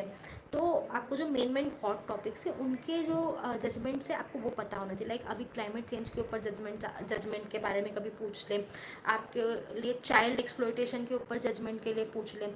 अभी गवर्नर का टॉपिक बहुत हॉट चल रहा है कि गवर्नर का इशू आता रहता है बार बार, तो गवर्नर के ऑफिस पे क्या क्या जजमेंट सुप्रीम कोर्ट ने दिए उस चीज़ के बारे में पूछ लें।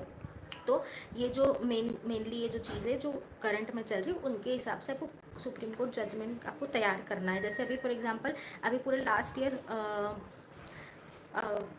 फॉरेस्ट वाला जजमेंट चला था कि कौन सा फॉरेस्ट का न्यूज़ चला था कि कौन सा ज़मीन फॉरेस्ट में आना चाहिए नहीं, तो उसका बहुत फेमस जजमेंट है TN बोधवर्मन जजमेंट। तो फॉरेस्ट लॉज से रिलेटेड जजमेंट पूछ लिया जाए इस साल पेपर में, तो आपको उस चीज़ को फॉलो करना है पूरा।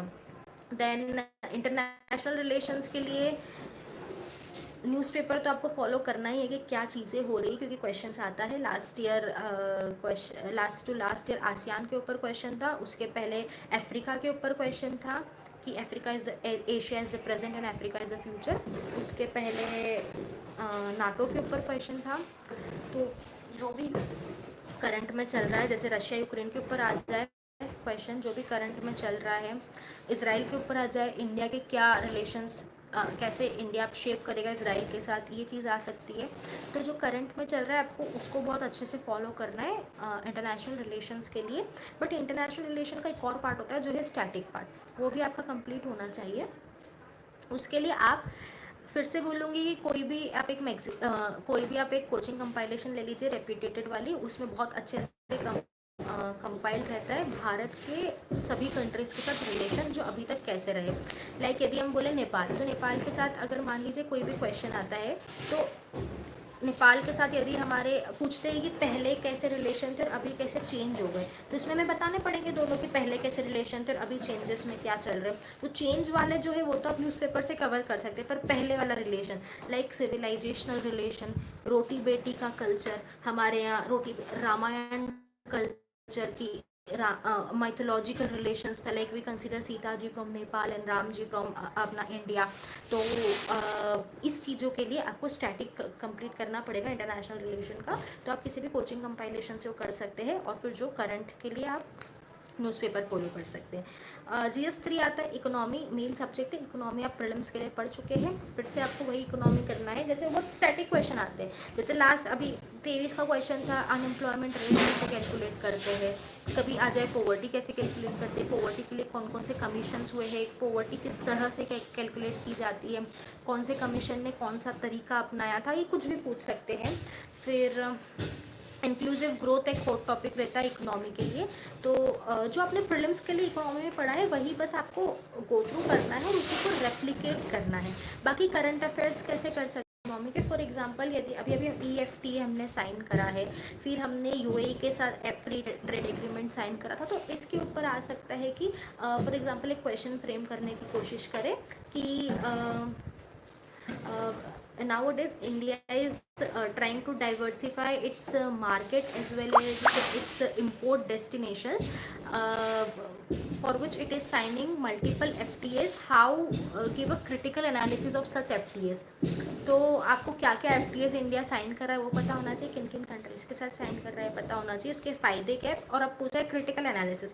तो क्रिटिकली एनालाइज करना है कि डोमेस्टिक इंडस्ट्रीज के लिए दिक्कत हो सकती है, हमारा एक्सपोर्ट कम हो सकता है थोड़ा सा, हम इम्पोर्ट ड्यूटीज यदि कम कर देंगे तो हमारा जो डोमेस्टिक इंडस्ट्रीज है उसको डिस्करेजमेंट मिलेगा। तो आपको ऐसे प्रिपेयर करना है, करंट प्लस स्टैटिक। अब फिर आता है डिजास्टर मैनेजमेंट, ये भी इससे भी 3 से 4 क्वेश्चन आते हैं डिजास्टर मैनेजमेंट पर। डिजास्टर मैनेजमेंट आपको कैसे कंप्लीट करना है, मेनली के डिजास्टर्स आपको मेन डिजास्टर्स देखना है, like floods, earthquake, volcano, tsunami. Then अभी क्लाइमेट चेंज को भी कुछ लोग डिजास्टर बोलते हैं, तो आप इसमें ले सकते हैं क्लाइमेट चेंज। देन लैंडस्लाइड्स हो गया, इसके मोस्ट प्रोमिनेंट एग्जांपल्स कि कौन सा लैंडस्लाइड भारत में सबसे मतलब बहुत बड़ा होता है, लाइक चमोली लैंडस्लाइड, अगर क्लाउड बर्स्ट हो Kedarnath flood and cloudburst. Then dam breaking हुआ था तो हमारा कोयना वाला डैम ब्रेक हुआ था। अर्थक्वेक हमारा आया था तो गुजरात वाला आया था। सुनामी थी तो हमारी इंडियन ओशन वाली सुनामी थी। तो जितने भी हमारे डिजास्टर्स हैं वो कौन कौन से है, उनकी डेफिनेशन क्या है, उनके फैक्टर्स क्या है होने के, और भारत में कब कब और कहाँ कहाँ आए हैं, और हम उनसे क्या क्या चीज़ें कर सकते हैं, उनके सोल्यूशन। लाइक लैंड स्लाइडिंग के लिए हम यदि देखें तो लैंड स्लाइडिंग के हम क्या तरीके ला सकते हैं, लाइक जियो टेक्सटाइल्स लगा सकते हैं ताकि उसको अच्छी पकड़ मिल सके। डिफॉरेस्टेशन कम करना होगा, हमको उन जगहों पर ज़्यादा सेटलमेंट्स नहीं होने देने होंगे जहाँ पर जो लैंडस्लाइड प्रोन एरियाज है। तो ऐसे कि इनके सोल्यूशंस क्या क्या है, हमको फैक्टर्स भी देखना है, सोल्यूशंस भी देखना है, और साथ ही साथ क्या क्या डिजास्टर्स है उनकी डेफिनेशन, और भारत में कहाँ कहाँ हुआ है। अब डिजास्टर्स में ये भी चीज़ें आती है लाइक फायर एक्सीडेंट्स जो बड़े बड़े हो जाते हैं, लाइक कोई यदि गैस रिलीज हो गई, जो भोपाल गैस डिजास्टर था, वो चीज़ें भी आपको देखनी जो भारत में बड़े बड़े हुए हैं। न्यूक्लियर डिजास्टर्स क्या होता है, हालांकि भारत में कोई न्यूक्लियर डिजास्टर हुआ नहीं अभी तक, बट जितने भी न्यूक्लियर डिजास्टर्स हुए लाइक फुकुशिमा, तो आपको ये चीज़ें देखनी है। अब GS3 में मेन यही सब्जेक्ट्स है बस जीएसटी में। अब now let's shift to optional. Optional कैसे सिलेक्ट किया जाए, सबसे पहले हम इस बारे में बात करेंगे। आप ऑप्शनल पहले जो यूपीएससी लिस्ट देता है ऑप्शनल की, आप वो लिस्ट देख लीजिए। उसमें से यदि आप कॉन्फिडेंट है कि जो आपके ग्रेजुएशन सब्जेक्ट्स हैं वो साइंस वाले जो सब्जेक्ट होते हैं, इधर बायो वाले सब्जेक्ट और मैथ्स वाले सब्जेक्ट, यदि आप खुद को लेके कॉन्फिडेंट है कि मैं इस ऑप्शनल के सारे सिलेबस जितना पढ़ा है उसको अच्छे से पढ़ सकता हूँ या पढ़ सकती हूँ, तो ही आप वो ऑप्शनल लीजिए। क्योंकि जो साइंस वाले ऑप्शनल से उनके लिए गाइडेंस थोड़ा सा कम होता है, टीचर्स अवेलेबिलिटी कम होती है, उनके लिए मटेरियल कम होता है। मतलब आपको जो भी करना होगा खुद से सारी चीज़ें करनी होगी। और यदि आप कोई ह्यूमैनिटीज़ बेस्ड ऑप्शनल लेते हैं तो उसके लिए आपको गाइडेंस मिल जाएगा, टीचर्स अवेलेबिलिटी होगी, सिलेबस भी कम होगा, साथ ही मटेरियल अवेलेबिलिटी होगी। तो आपको रेडी टू मेक वाली चीज़ें मिलेगी कि आपको सिर्फ चीज़ें लेना है और पढ़ना है, आपको चीज़ें ढूंढना नहीं है कि आपको कहाँ से क्या चीज़ें करना है। दूसरा फैक्टर होता है ऑप्शनल सिलेक्शन में कि आपका इंटरेस्ट कैसा है, क्योंकि वही ऑप्शनल आपको बहुत समय तक पढ़ना है। लाइक उसमें बोरिंग नहीं होना चाहिए, आपके कॉन्सेप्ट क्लियर हो पा रहे हैं या नहीं उस ऑप्शनल के, आपको मेन चीज़ ये देखनी है। फिर सिलेबस कैसा है, सिलेबस 2 महीने में कंप्लीट हो रहा है, 4 महीने में कंप्लीट हो रहा है, 1 साल में, तो एक ये फैक्टर भी काम करता है कि ऑप्शनल का लेंथ कितना है। यूजुअली बच्चे छोटे लेंथ का ऑप्शनल चूज़ करते हैं, इसीलिए दे जनरली लेंथ जहाँ पर आते हैं वो एंथ्रोपोलॉजी, सोशियोलॉजी, फिलोसॉफी, इन 3-4 ऑप्शनल से आते हैं बच्चे। तो ये कुछ फैक्टर्स है जिनको आपको ध्यान में रखना है कि आपको ऑप्शन कैसे सिलेक्ट करना है। फिर एक बार ऑप्शन सिलेक्ट कर लीजिए, फिर आप यदि आपको कोचिंग लेनी है तो आप कोचिंग ले लीजिए ऑप्शनल की, या जो मार्केट में चीज़ें अवेलेबल है आप उनसे खुद से पढ़ सकते हैं। और फिर आप PYQs देखिए ऑप्शनल के कैसे आ रहे हैं, आपके बन रहे हैं तो वेल एंड गुड, या तो आप रिवर्स इंजीनियरिंग कर लीजिए कि ये PYQ पूछा है, कौन से टॉपिक से पूछा है, मेरा कौन सा वीक पॉइंट है, तो मैं वहाँ से वो चीज़ पढ़ लेता हूँ। मेरा ऑप्शनल वो sociology, I took a coaching for sociology, और मेरा मेनली बेस्ड वही था कि वहाँ से जो कॉन्सेप्चुअल क्लियरिंग मेरा हुआ था मैंने उसी के हिसाब से अपना ऑप्शनल लिखा था, and I got decent marks in optional 280। तो ऑप्शनल में अब मैं अगर सोशियोलॉजी की बात करूँ, यदि जो बच्चे सोशियोलॉजी वाले हैं तो जो 2 पेपर होते हैं, पहला होता है थ्योरेटिकल सोशियोलॉजी, दूसरा होता है इंडियन सोशियोलॉजी। थ्योरेटिकल सोशियोलॉजी में क्या होता है, थिंकर्स होते हैं, फिर फैमिली सिस्टम है, फिर एक्चुअली सोशोलॉजी है क्या, ये सारी चीज़ें हैं। तो मैंने जो अपना कोचिंग लिया था वहाँ से जो कंसेप्ट्स मेरे क्लियर हुए थे उसी के बेसिस पर सारा काम करा था। लाइक जो थिंकर्स है वो बहुत प्रोमिनेंट पार्ट होता है पेपर 1 का, तो वो बहुत अच्छे से पता होना चाहिए, क्योंकि थिंकर्स वाले सेक्शन में से बहुत सारे क्वेश्चन आते हैं। थिंकर्स कौन कौन से, कार्ल मार्क्स है, आर.के. मोल्टन है, इमाइल डर्कहीम है, अभी I am forgetting those thinkers, but 6 thinkers हैं, I am forgetting those, Talcott Parson है। तो इनका जो इन्होंने जो भी थ्योरीज दी थी वो सारी थ्योरीज आपको पता होनी चाहिए, उन थ्योरी के एप्लीकेशन, उन थ्योरी के क्रिटिसिज्म, ये सारी चीज़ें पता होनी चाहिए, आपके नोट्स बने हुए होने चाहिए। और आप ये कर सकते हैं कि ऑप्शनल के नोट्स बारी बारी आप उनको छोटे कर सकते, कंसाइज कर सकते, ताकि मेंस के पहले आपको ऐसा ना हो कि वो 3-4 बल्कि कॉपियाँ फिर से उठानी पड़े। आप हर यूनिट के नोट्स को 2 या 4 पेज में कंसाइज कर सकते हैं। तो ऐसे आप ऑप्शनल करिए। और जो इंडियन सोशियोलॉजी का पेपर है वो मेनली इंडियन सोशियोलॉजी पर बेस्ड है। सबसे पहली 2-1 यूनिट में आते हैं जो इंडियन सोशियोलॉजिस्ट है, like AR Desai, MM Srinivas, इनके बारे में है। फिर ऐसे ब्रिटिश एथनोग्राफर्स एंड एडमिनिस्ट्रेटर्स जिन्होंने इंडियन सोसाइटी के ऊपर कमेंट्स किए हैं, like very relevant Hutton, Louis Dumont, इन सब के बारे में पढ़ना होता है। तो वो सारी चीज़ें हैं कि आपको वहाँ से पढ़ना है। फिर मेनली तो एप्लीकेशन बेस्ड है पेपर 2 का बाद का syllabus, like what is democracy, tribes in Indian society, then land reforms in Indian society, types of land divisions in Indian society, ये सारी चीज़ें। तो आप जो सिलेबस है आपके ऑप्शनल का एक एक सीक्वेंस वाइज अपना ऑप्शनल का सिलेबस आप ऐसे इधर कोचिंग मटेरियल से, कोचिंग के नोट से करिए, या जो मार्केट में मटेरियल अवेलेबल है उससे करिए। अब ये जो मेंस है, अब इसमें मेंस लिखने में टेस्ट सीरीज़ की बहुत बड़ी भूमिका होती है। आप यदि इफ़ यू क्वालिफाई प्रीलिम्स तो आप कोई से भी एक रेप्यूटेड कोचिंग इंस्टीट्यूट की टेस्ट सीरीज़ ज्वाइन करें, किसी भी एक की, और उसके टेस्ट लिखिए, होल हार्टेडली लिखिए पूरे टेस्ट, और जो क्वेश्चंस नहीं मिलते हैं उनके सोल्यूशन से चीज़ें पढ़िए, ताकि यदि सेम क्वेश्चन या हमारे मेन एग्ज़ाम में पूछा जाए तो हम उसको एड्रेस कर सकें वहाँ पर। देन ऑप्शनल की भी टेस्ट सीरीज़ आप लीजिए। टेस्ट सीरीज़ का सबसे बड़ा रोल ये होता है कि जो टाइम कंस्ट्रेंट होता है, आप 3 घंटे में कैसे पेपर कंप्लीट करेंगे, वो टेस्ट सीरीज़ आपको सिखाती है। टेस्ट सीरीज़ में हालांकि सबको नंबर कम आते हैं, आपको नंबर्स पे नहीं जाना है। आपके जो टेस्ट सीरीज़ में आ रहे हैं उसमें +20 आपको मेन एग्जाम में आएंगे ही नंबर। तो नंबर्स से आपको डीमोटिवेट नहीं होना, आपको सिर्फ देखना है कि क्या मैं 3 घंटे में ये पूरा पेपर कंप्लीट कर पा रहा हूँ या कर पा रही हूँ। जब 3 घंटे में आपका पूरा पेपर कंप्लीट होने लग जाए तो आप थोड़े निश्चिंत हो सकते हैं। साथ ही जो 20 क्वेश्चन है, 20 क्वेश्चन पूरे नहीं आते हैं किसी को भी, आपको ऑन एन एवरेज 16, 17, 15 क्वेश्चन आएंगे। बाकी के 3-4 क्वेश्चन आपको अपने मेंटल एबिलिटी से वहाँ पर देखना है कि मैं इसको कैसे परस्यू करूँ इस क्वेश्चन को। और अभी यहाँ पर मुझे जब इसके बारे में थोड़ी कम इन्फॉर्मेशन है तो भी मैं इसको कैसे 2 या 3 पेज में लिख दूँ।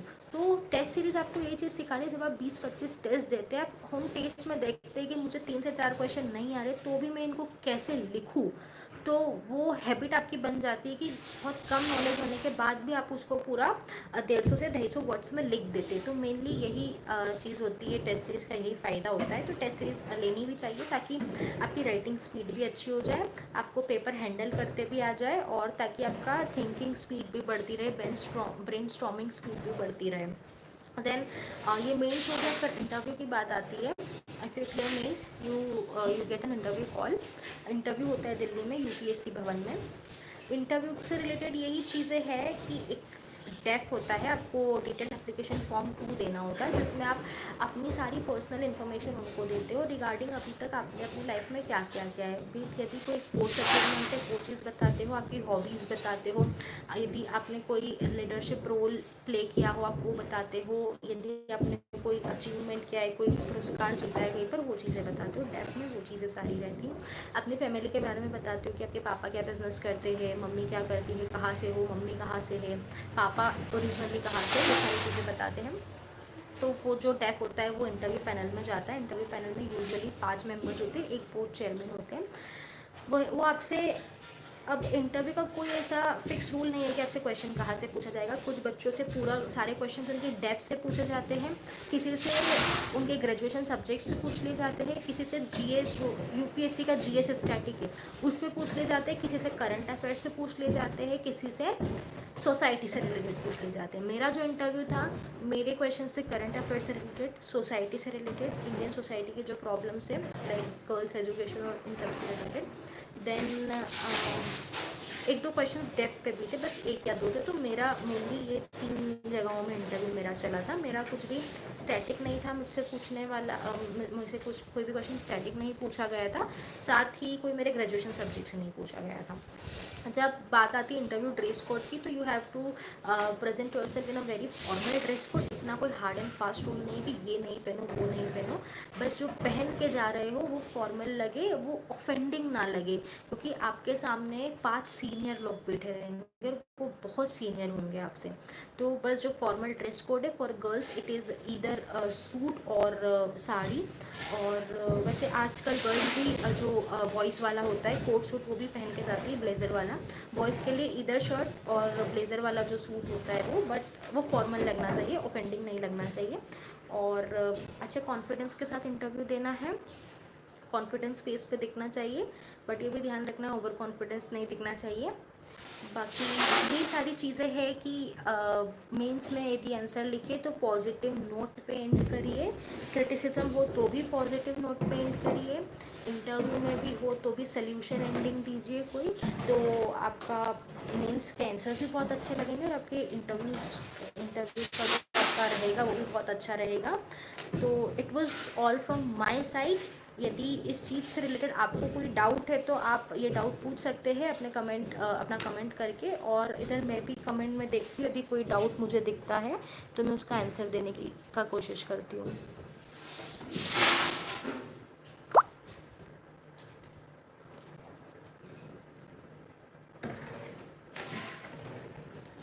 अभी I am not able to access the comment section of this video.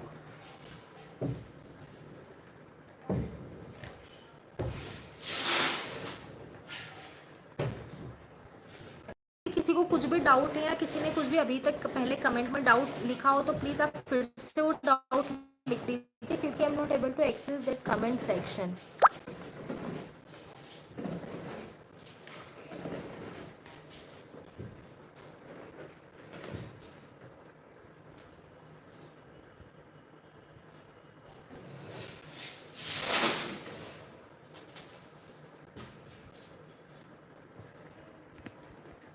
अच्छा, now I am able to access those.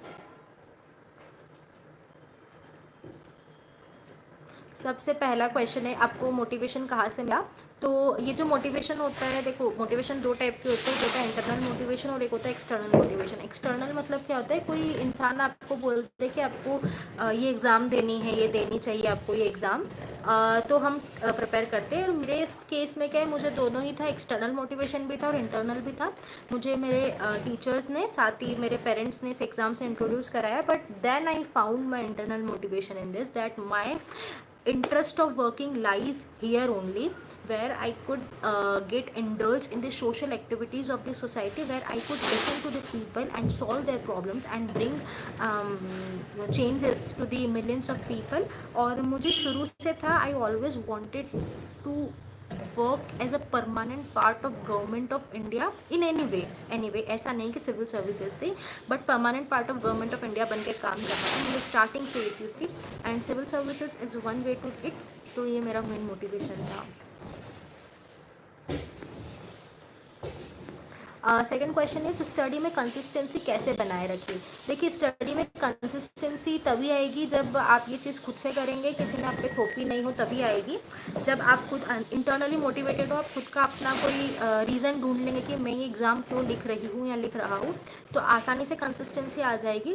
Consistency बनाने का एक तरीका है टाइम टेबल भी, कि आप टाइम टेबल बना लीजिए कि मुझे आज ये सब्जेक्ट करना है, मुझे ये चीज़ें करनी है। उस हिसाब से आप देखिए कि आपका आज का जो टारगेट है वो पूरा हो रहा है या नहीं हो रहा है।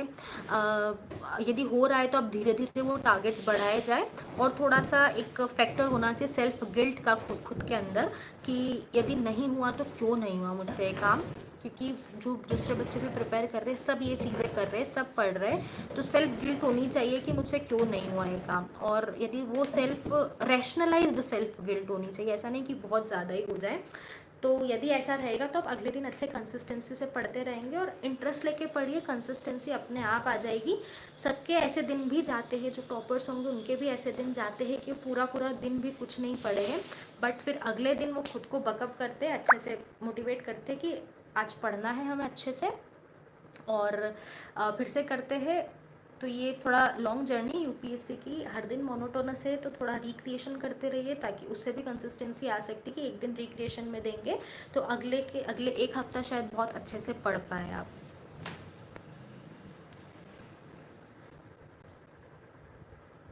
Yes, I am from Rajgarh Dhar, किसी ने पूछा है।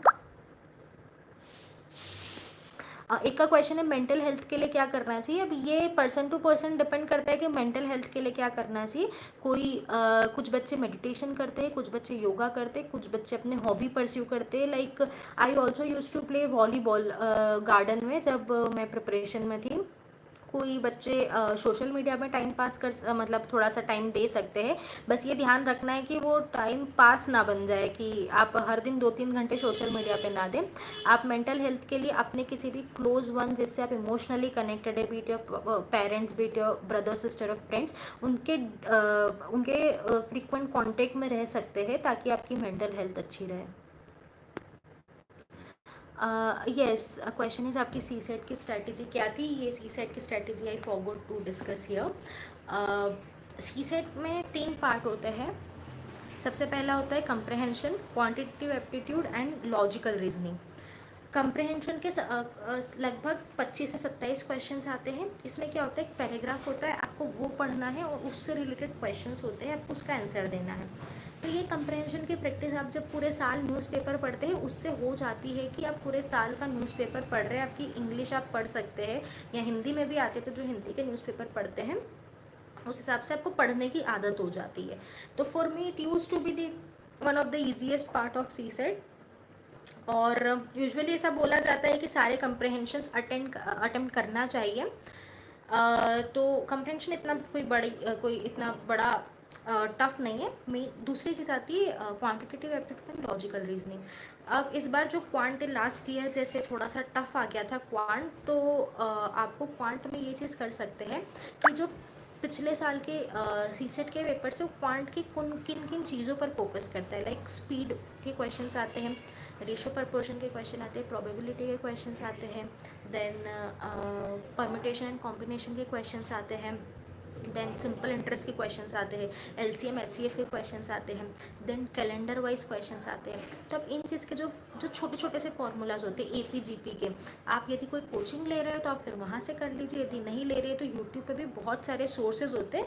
मैंने कोई सोर्स यूट्यूब वाला लिया नहीं था, इसलिए मैं कोई एक रिकमेंड नहीं कर पाऊँगी, बट आप ढूंढिए यूट्यूब पे भी बहुत सारी क्लासेस फ्रीली अवेलेबल होती है सी सेट के लिए, क्वांट के लिए। तो आप वहाँ से उनका बेसिक समझ सकते हो, फिर यदि वो बेसिक आप अप्लाई करते हैं, पिछले सालों के पेपर सॉल्व करते हो, सॉल्व हो जाते तो वेल एंड गुड, और यदि नहीं होते तो आप थोड़ा सा और डीपर स्टडी के लिए चल जाइए, क्योंकि सी सेट खैर इस बार तो ईजी आया, बट पिछली बार बहुत टफ आया था, तो नो वन कैन से कि अगली बार का सी सेट कैसा होगा। तो आपका क्वांट अच्छे से होना चाहिए। फिर जो लॉजिकल रीजनिंग होता है उसमें क्या क्या मेन टॉपिक्स होते हैं, ब्लड रिलेशन होता है, कैलेंडर वाला होता है, फिर स्टेटमेंट बेस्ड क्वेश्चंस होते हैं, देन सीनोलॉजी होता है। तो इसके लिए भी आप जो बेसिक सी जो कंसेप्ट है आप वो चीज़ फॉलो कर लीजिए। और पैटर्न वाइज के क्वेश्चन होते लाइक एक राउंड टेबल पे ये इसके पास बैठा है, वो उसके पास बैठा है। तो ये वाला मेरे ख्याल से लॉजिकल रीजनिंग क्या है कि आप प्रैक्टिस करेंगे ना, उसी से बनेगी। इसमें कोई भी टीचर आपको नहीं सिखा सकता है कि दिमाग कैसे लगाना है। आप पिछले 10 साल के सीसेट के पेपर लीजिए, उसमें जो लॉजिकल रीजनिंग का पार्ट है आप देखिए आपसे बन पा रहा है या नहीं बन पा रहा है। यदि नहीं बन पा रहा है तो अपने किसी भी दोस्त वगैरह से मदद लीजिए कि आप किस तरह से इस चीज़ को सोच रहे हैं, उस तरह से आप भी सोचने का ट्राई कीजिए। और फिर ऐसे ही मतलब मेरा मेनली यही सी सेट का था कि 3 पार्ट में मैंने बांटा था सी सेट, और ऐसे ही हर एक पार्ट को ऐसे ही मैंने परस्यू किया था। तो ये मेन स्ट्रेटेजी थी मेरी सी सेट की। Though I haven't take any coaching for CSAT. PYQ कैसे एनालाइज करना चाहिए। देखिए पीवाईक्यूज पिछले 10 साल के आपको आपने 10 साल के पेपर सॉल्व करना है, जिसमें हो जाते हैं 1000 पीवाईक्यूज। अब इन्हें एनालाइज कैसे करना है कि मेन टॉपिक्स क्या, लाइक अगर मैं पॉलिटी का बोलूँ तो पार्लियामेंट बहुत मेन टॉपिक है जिसमें से क्वेश्चंस आते हैं। इकोनॉमी का मनी एंड बैंकिंग बहुत ज़्यादा मेन टॉपिक है जिसमें से क्वेश्चंस आते हैं। आर्ट एंड कल्चर का जैनिज्म बुद्धिज्म मेन टॉपिक है, और जो आर्किटेक्चर है वो मेन टॉपिक है। अब आप आर्ट एंड कल्चर में देखिए यदि कोई डांस म्यूजिक से रिलेटेड क्वेश्चन आ रहा है, तो यदि फोक डांस है तो वो उस समय न्यूज़ में होगा तो आ रहा है। और बाकी आप साइंस टेक के देखिए तो साइंस टेक में क्या हो रहा है कि बायोटेक्नोलॉजी से क्वेश्चंस आते हैं, देन स्पेस बेस्ड क्वेश्चंस आते हैं। इन्वायरमेंट में देखिए तो क्लाइमेट चेंज से रिलेटेड क्वेश्चन आ रहे हैं, और नई नई टेक्नोलॉजीज जो इवॉल्व हो रही है क्लाइमेट चेंज को से फाइट करने के लिए, उस पर क्वेश्चन आ रहे हैं। उन टेक्नोलॉजी पे क्वेश्चन कैसे आ रहे हैं कि उनका एप्लीकेशन क्या क्या हो सकता है। तो आपको ऐसे एनालाइज करना कि क्वेश्चन किस टाइप के आ रहे हैं, उस हिसाब से आपको अपना टाइम उस पोर्शन में ज़्यादा देना है। जैसे पॉलिटी का मैंने बताया, पार्लियामेंट में से ज़्यादा क्वेश्चन आते हैं, प्रेसिडेंट में से आ रहे हैं क्वेश्चन, तो आपको उस पार्ट को ज़्यादा समय देना है। और जिस पार्ट में से कम आ रहे हैं क्वेश्चन उसको लीस्ट समय देंगे तो भी चल जाएगा।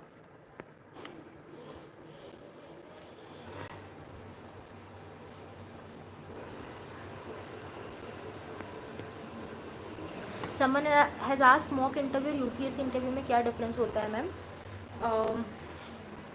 इतना मुझे कुछ खास डिफरेंस लगा नहीं। मॉक इंटरव्यू में they prepare you for the main interview, main interview बहुत बातचीत जैसा निकल जाता है। ऐसा रहता है कि मेन इंटरव्यू में हम थोड़े से नर्वस होते हैं क्योंकि हमें पता है कि एक ही चांस मिलेगा हमें। मॉक इंटरव्यू में थोड़ी सी नर्वसनेस हमारी कम होती है। और बच्चे बोलते हैं कि मॉक इंटरव्यू में ज़्यादा ग्रिल किया जाता है, वहाँ के इंटरव्यू में नहीं किया जाता है, बट मुझे ऐसा नहीं लगा। मुझे लगा मुझे मॉक में भी इतना ग्रिल नहीं किया गया। तो मेरे लिए तो सिमिलर एक्सपीरियंस था दोनों जगहों का, मॉक इंटरव्यू और जो अपना मेन इंटरव्यू है वो। बट ऐसा हाँ ये फील होता है कि मॉक इंटरव्यू में आप एक इंटरव्यू दे रहे हो, बट मेन इंटरव्यू में वो बातचीत जैसा लगता है कि बस आप गए हो, आप उन लोगों से बातचीत कर रहे हो फॉर्मल वे में।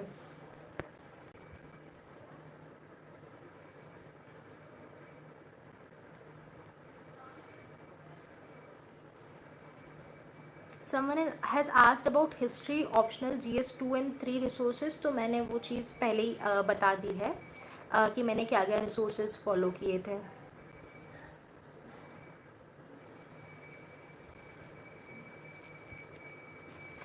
समवन हैज़ लास्ट ईयर आपने प्रीलिम्स दिया था, इस साल का पूरा पैटर्न फिर से चेंज हो गया, तो नेक्स्ट ईयर क्या करें.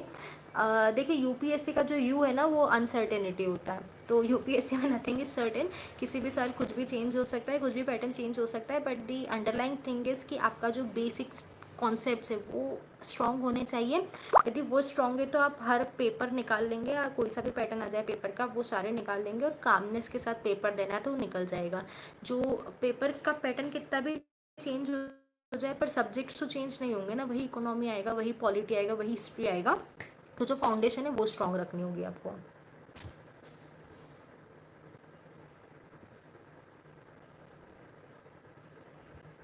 हाँ, आप कुछ कुछ सब्जेक्ट्स, किसी ने पूछा है कि कुछ सब्जेक्ट्स के हम प्रीलिम्स के बाद कर सकते हैं. यदि आपके पास टाइम क्रंच है तो आप एथिक्स प्रीलिम्स के बाद कर सकते हैं, बट मेरा सजेशन होगा कि एक बार फिर भी प्रीलिम्स के पहले एक बार गो थ्रू हो जाइए, ताकि प्रीलिम्स के बाद सिर्फ उसको रिवीजन के लिए टाइम निकाल सके आप.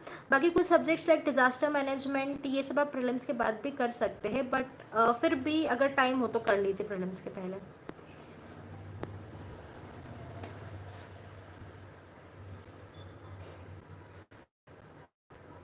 मैप्स को कैसे याद करें. मैप्स को अब ऐसे है कि आपको डेली टू डेली प्रैक्टिस करनी पड़ेगी मैप्स की. आपके मैप्स अगर दीवारों पे लगे होंगे, जैसे इंडिया का मैप सबको याद रहता है क्यों, क्योंकि हम अक्सर उसको देखते रहते हैं कि कौन सा स्टेट किसके पास आता है, तो आपको डेली मैप्स देखने हैं. अब जैसे आप न्यूज़पेपर में मान लीजिए कोई आप एक प्लेस पढ़ रहे, जैसे लास्ट ईयर टिग्रे नाम का एक प्लेस था जो इजिप्ट में, इजिप्ट या Ethiopia, I am forgetting this, यहाँ पर था. तो जो न्यूज़ में था, तो जैसे टिग्रे आया न्यूज़पेपर में, तो मैंने देख लिया टिग्रे अच्छा यहाँ इथोपिया में है. तो बस यूपीएससी में जो मैपिंग के क्वेश्चंस है ना, इतना मैक्रो लेवल पे ही आ रहे हैं कि प्लेस का नाम दे देंगे और कंट्री पूछ लेंगे कौन सी है, वो मैच द फॉलोइंग में.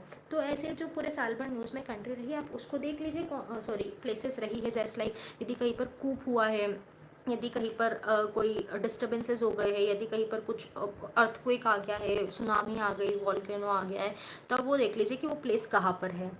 और यदि आप डेली एक साल ये चीज़ें करते रहेंगे तो इवेंचुअली आपको मैप सारे याद हो जाएंगे.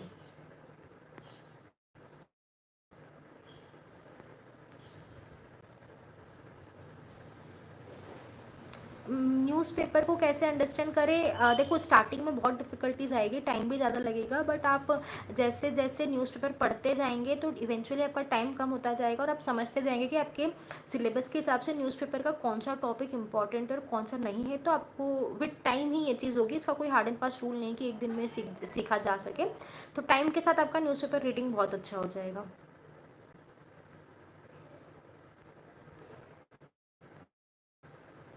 समवन हैज आस्क्ड अबाउट 2029 का फर्स्ट अटेम्प्ट है तो कैसे प्रिपरेशन करूँ.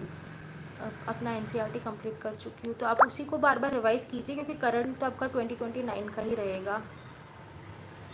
सेल्फ स्टडी या कोचिंग बेटर है, it depends on person to person. कोई बच्चे सेल्फ स्टडी से भी अच्छी रैंक ले आते हैं, कोई बच्चे कोचिंग से भी अच्छी रैंक ले आते हैं. तो it depends totally on you कि आपका कंफर्ट जोन क्या है, आप उस हिसाब से डिसीजन लीजिए.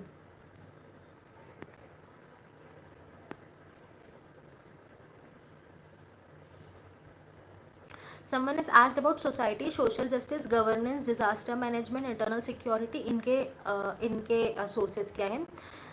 देखिए सोसाइटी एंड सोशल जस्टिस को एक मैं डील करूँगी. ये मेरे अपने नोट्स थे, आप मैंने जहाँ से कोचिंग की थी वहाँ से. आप मार्केट से कोई भी कंपाइलेशन ले सकते हैं इसके लिए. गवर्नेंस मेनली आप पॉलिटी में कवर कर लेते हैं, गवर्नेंस का बहुत पार्ट आप सोसाइटी में भी कवर कर लेते हैं. गवर्नेंस में क्या आती है, मेनली जो स्कीम्स चल रही है गवर्नमेंट की उससे रिलेटेड, विमेन से रिलेटेड चीज़ें रहती है गवर्नेंस में.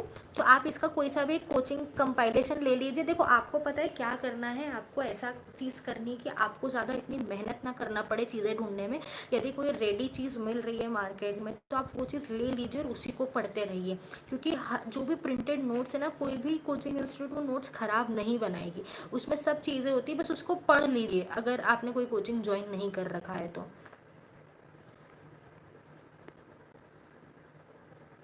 आईएएस की तैयारी किस एज से करना चाहिए. अब बोला जाता है जब जागो तब सवेरा। जब आपकी इच्छा हो, आप अगर आप एज लिमिट में आ रहे हैं तो आप तब से स्टार्ट कर सकते हैं।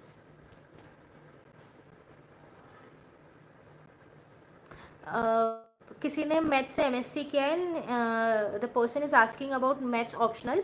तो I will repeat the same thing, go through the syllabus of the maths optional if you are confident enough कि आप वो सिलेबस खुद से प्रिपेयर कर सकते हैं, और पीवाईक्यूज देख लीजिए, यदि अच्छे से सॉल्व हो पा रहे हैं तो definitely you can go with the maths optional. यदि लग रहा है कि दिक्कत आएगी तो आपको ऐसे ऑप्शनल के लिए जाइए ह्यूमैनिटीज़ बेस्ड, जो जिसका स्कोरिंग अच्छा हो बहुत।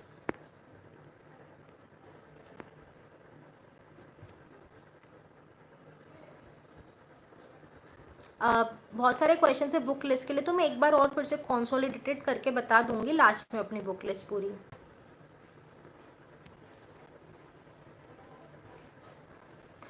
और राइटिंग स्पीड के लिए आप ये कर सकते हैं, आपको पूरा जो 3 घंटे का पेपर है वो लेकर बैठना है, और जितना आप यू इनिशियली मेरे भी सिर्फ नो क्वेश्चंस होते थे जब मैं मेन स्टेज सीरीज लिखती थी, बट इवेंचुअली वो बढ़ता गया, फिर 20 क्वेश्चन पूरे होने लग गए। मैंने स्टूडेंट्स आर आस्किंग कि इस सब्जेक्ट के लिए ये सोर्स सफिशिएंट है या नहीं है, तो मैंने ये चीज़ पहले भी बोली थी कि आपको ये नहीं देखना है हर सोर्स सफिशिएंट है, एक सोर्स चूज करिए और उसी को पढ़ते रहिए। आपको हर साल ऐसा लगेगा कि ये नया क्वेश्चन आ रहा है, ये कोई और बुक से आ गया है, बट उसके कारण आपको डिस्ट्रैक्ट होकर सोर्स नहीं चेंज करना है। आपको इस एग्जाम के लिए सिर्फ बेसिक मिनिमम प्रिपेयर करना है। आपको प्रीलिम्स में 200 नंबर नहीं लाने हैं, आपको सिर्फ कट ऑफ क्लियर करना है बेसिक मिनिमम प्रिपेयर करके। तो आप जो भी सोर्स चूज कर लीजिए उस पर विश्वास रखिए कि सफिशिएंट है।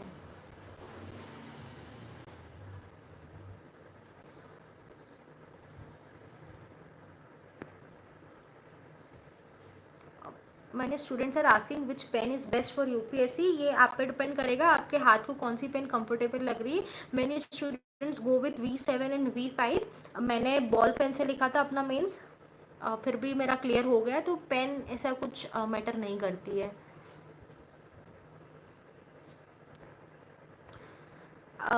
To improve your English, you can start reading newspapers, English newspapers. You can start conversation in English with your friends.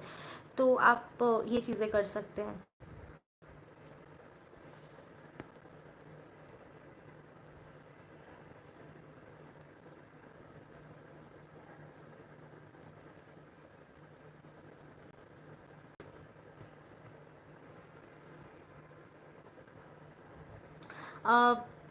किसी ने पूछा टेस्ट सीरीज के क्वेश्चंस फाइनल एग्जाम में एक जैसे आते हैं क्या, तो एक जैसे तो कभी कभी आ भी जाते हैं एक जैसे। जैसे एक क्वेश्चन था 2023 का, स्टरलाइजेशन का मतलब क्या होता है, तो मैंने ये कहीं का एक टेस्ट दिया था, मुझे नाम तो याद नहीं कहाँ का दिया था, बट ये सेम क्वेश्चन उसमें था।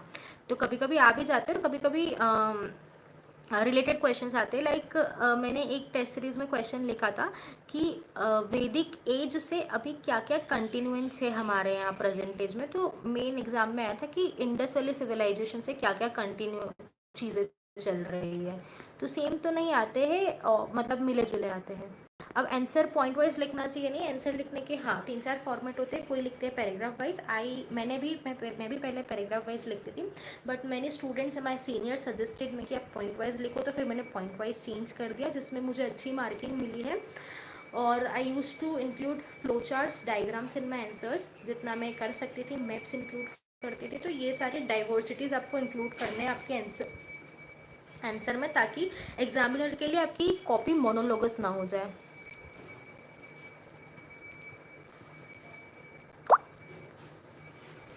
मल्टी डायमेंशनल आंसर कैसे लिखा जाता है। मल्टी डायमेंशनल आंसर के लिए आपको उस आंसर के अलग अलग डायमेंशंस के बारे में लिखना पड़ता है। What are those different dimensions, like political dimension, economic dimension, environmental dimension, historical dimension, art culture से रिलेटेड यदि कोई डायमेंशन है वो, तो विमेन का डायमेंशन लिख सकते हैं, सिक्योरिटी डायमेंशन। तो ऐसे ही डायमेंशन मल्टी डायमेंशनल बनता है आंसर।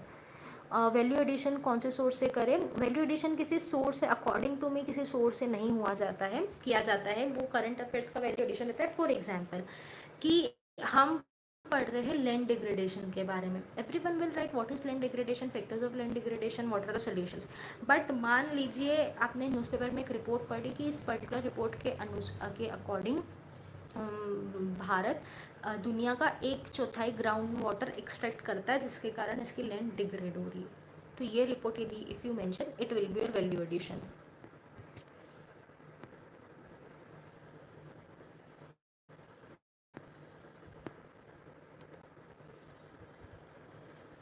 लास्ट क्वेश्चन इज कि प्रीलिम्स मेंस और इंटरव्यू में यदि किसी क्वेश्चन का आंसर नहीं आता हो तो उसे कैसे करें। प्रीलिम्स में यदि नहीं आता है तो आप थोड़ा लॉजिक लगा सकते हैं, यदि लॉजिक से बन रहा हो कोई क्वेश्चन। लाइक होता है कि extreme statements in most of the cases, not always but in most of the cases गलत होते हैं, तो आप वो चीज़ कर सकते हो। फिर भी नहीं आ रहा है तो आई से ड्रॉप इट। मेंस में कोई नेगेटिव मार्किंग नहीं है कि क्वेश्चन नहीं आ रहा है, फिर भी उसके आसपास का कुछ भी लिख के आओ, पेज खाली छोड़ के मत आओ, क्योंकि वहाँ कोई नेगेटिव मार्किंग नहीं है। और इंटरव्यू में भी अगर क्वेश्चन नहीं आ रहा है, बिल्कुल ही नहीं आ रहा है, तो आप सॉरी बोल दीजिए कि मैंने इस बारे में कभी पढ़ा नहीं है। विच मीडियम इज़ बेस्ट, हिंदी और इंग्लिश। अब आज तक आपका जो मीडियम रहा है अपनी पढ़ाई का, that is best for writing this exam. How to manage coaching and self study. Coaching होती है 2 से 3 घंटे की, बाकी दिन के 20 घंटे और बाकी है, जिसमें से यदि मान लीजिए आप 8 घंटे सोते भी है तो 10 से 11 घंटे और बाकी है, वो सेल्फ स्टडी के लिए निकाल लीजिए वो 10 से 12 घंटे।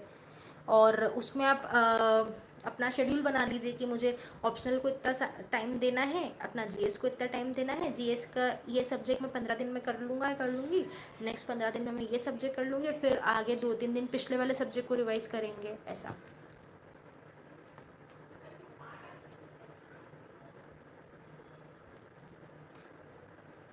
ओके, तो on conclusive note, I would हाँ, on conclusive note I would like to share my complete book list। इसके पहले किसी ने बोला है आपके जीएस नोट्स प्रोवाइड कराने का, तो I am thinking to create my own Telegram page, जहाँ पर मैं अपने जो सोशल मीडिया अकाउंट है वहाँ पर उस टेलीग्राम पेज का जो लिंक है वो शेयर कर दूँगी, तो वहाँ से you can join and get, वहाँ पर मैं वो सारी चीज़ें अपलोड कर दूँगी।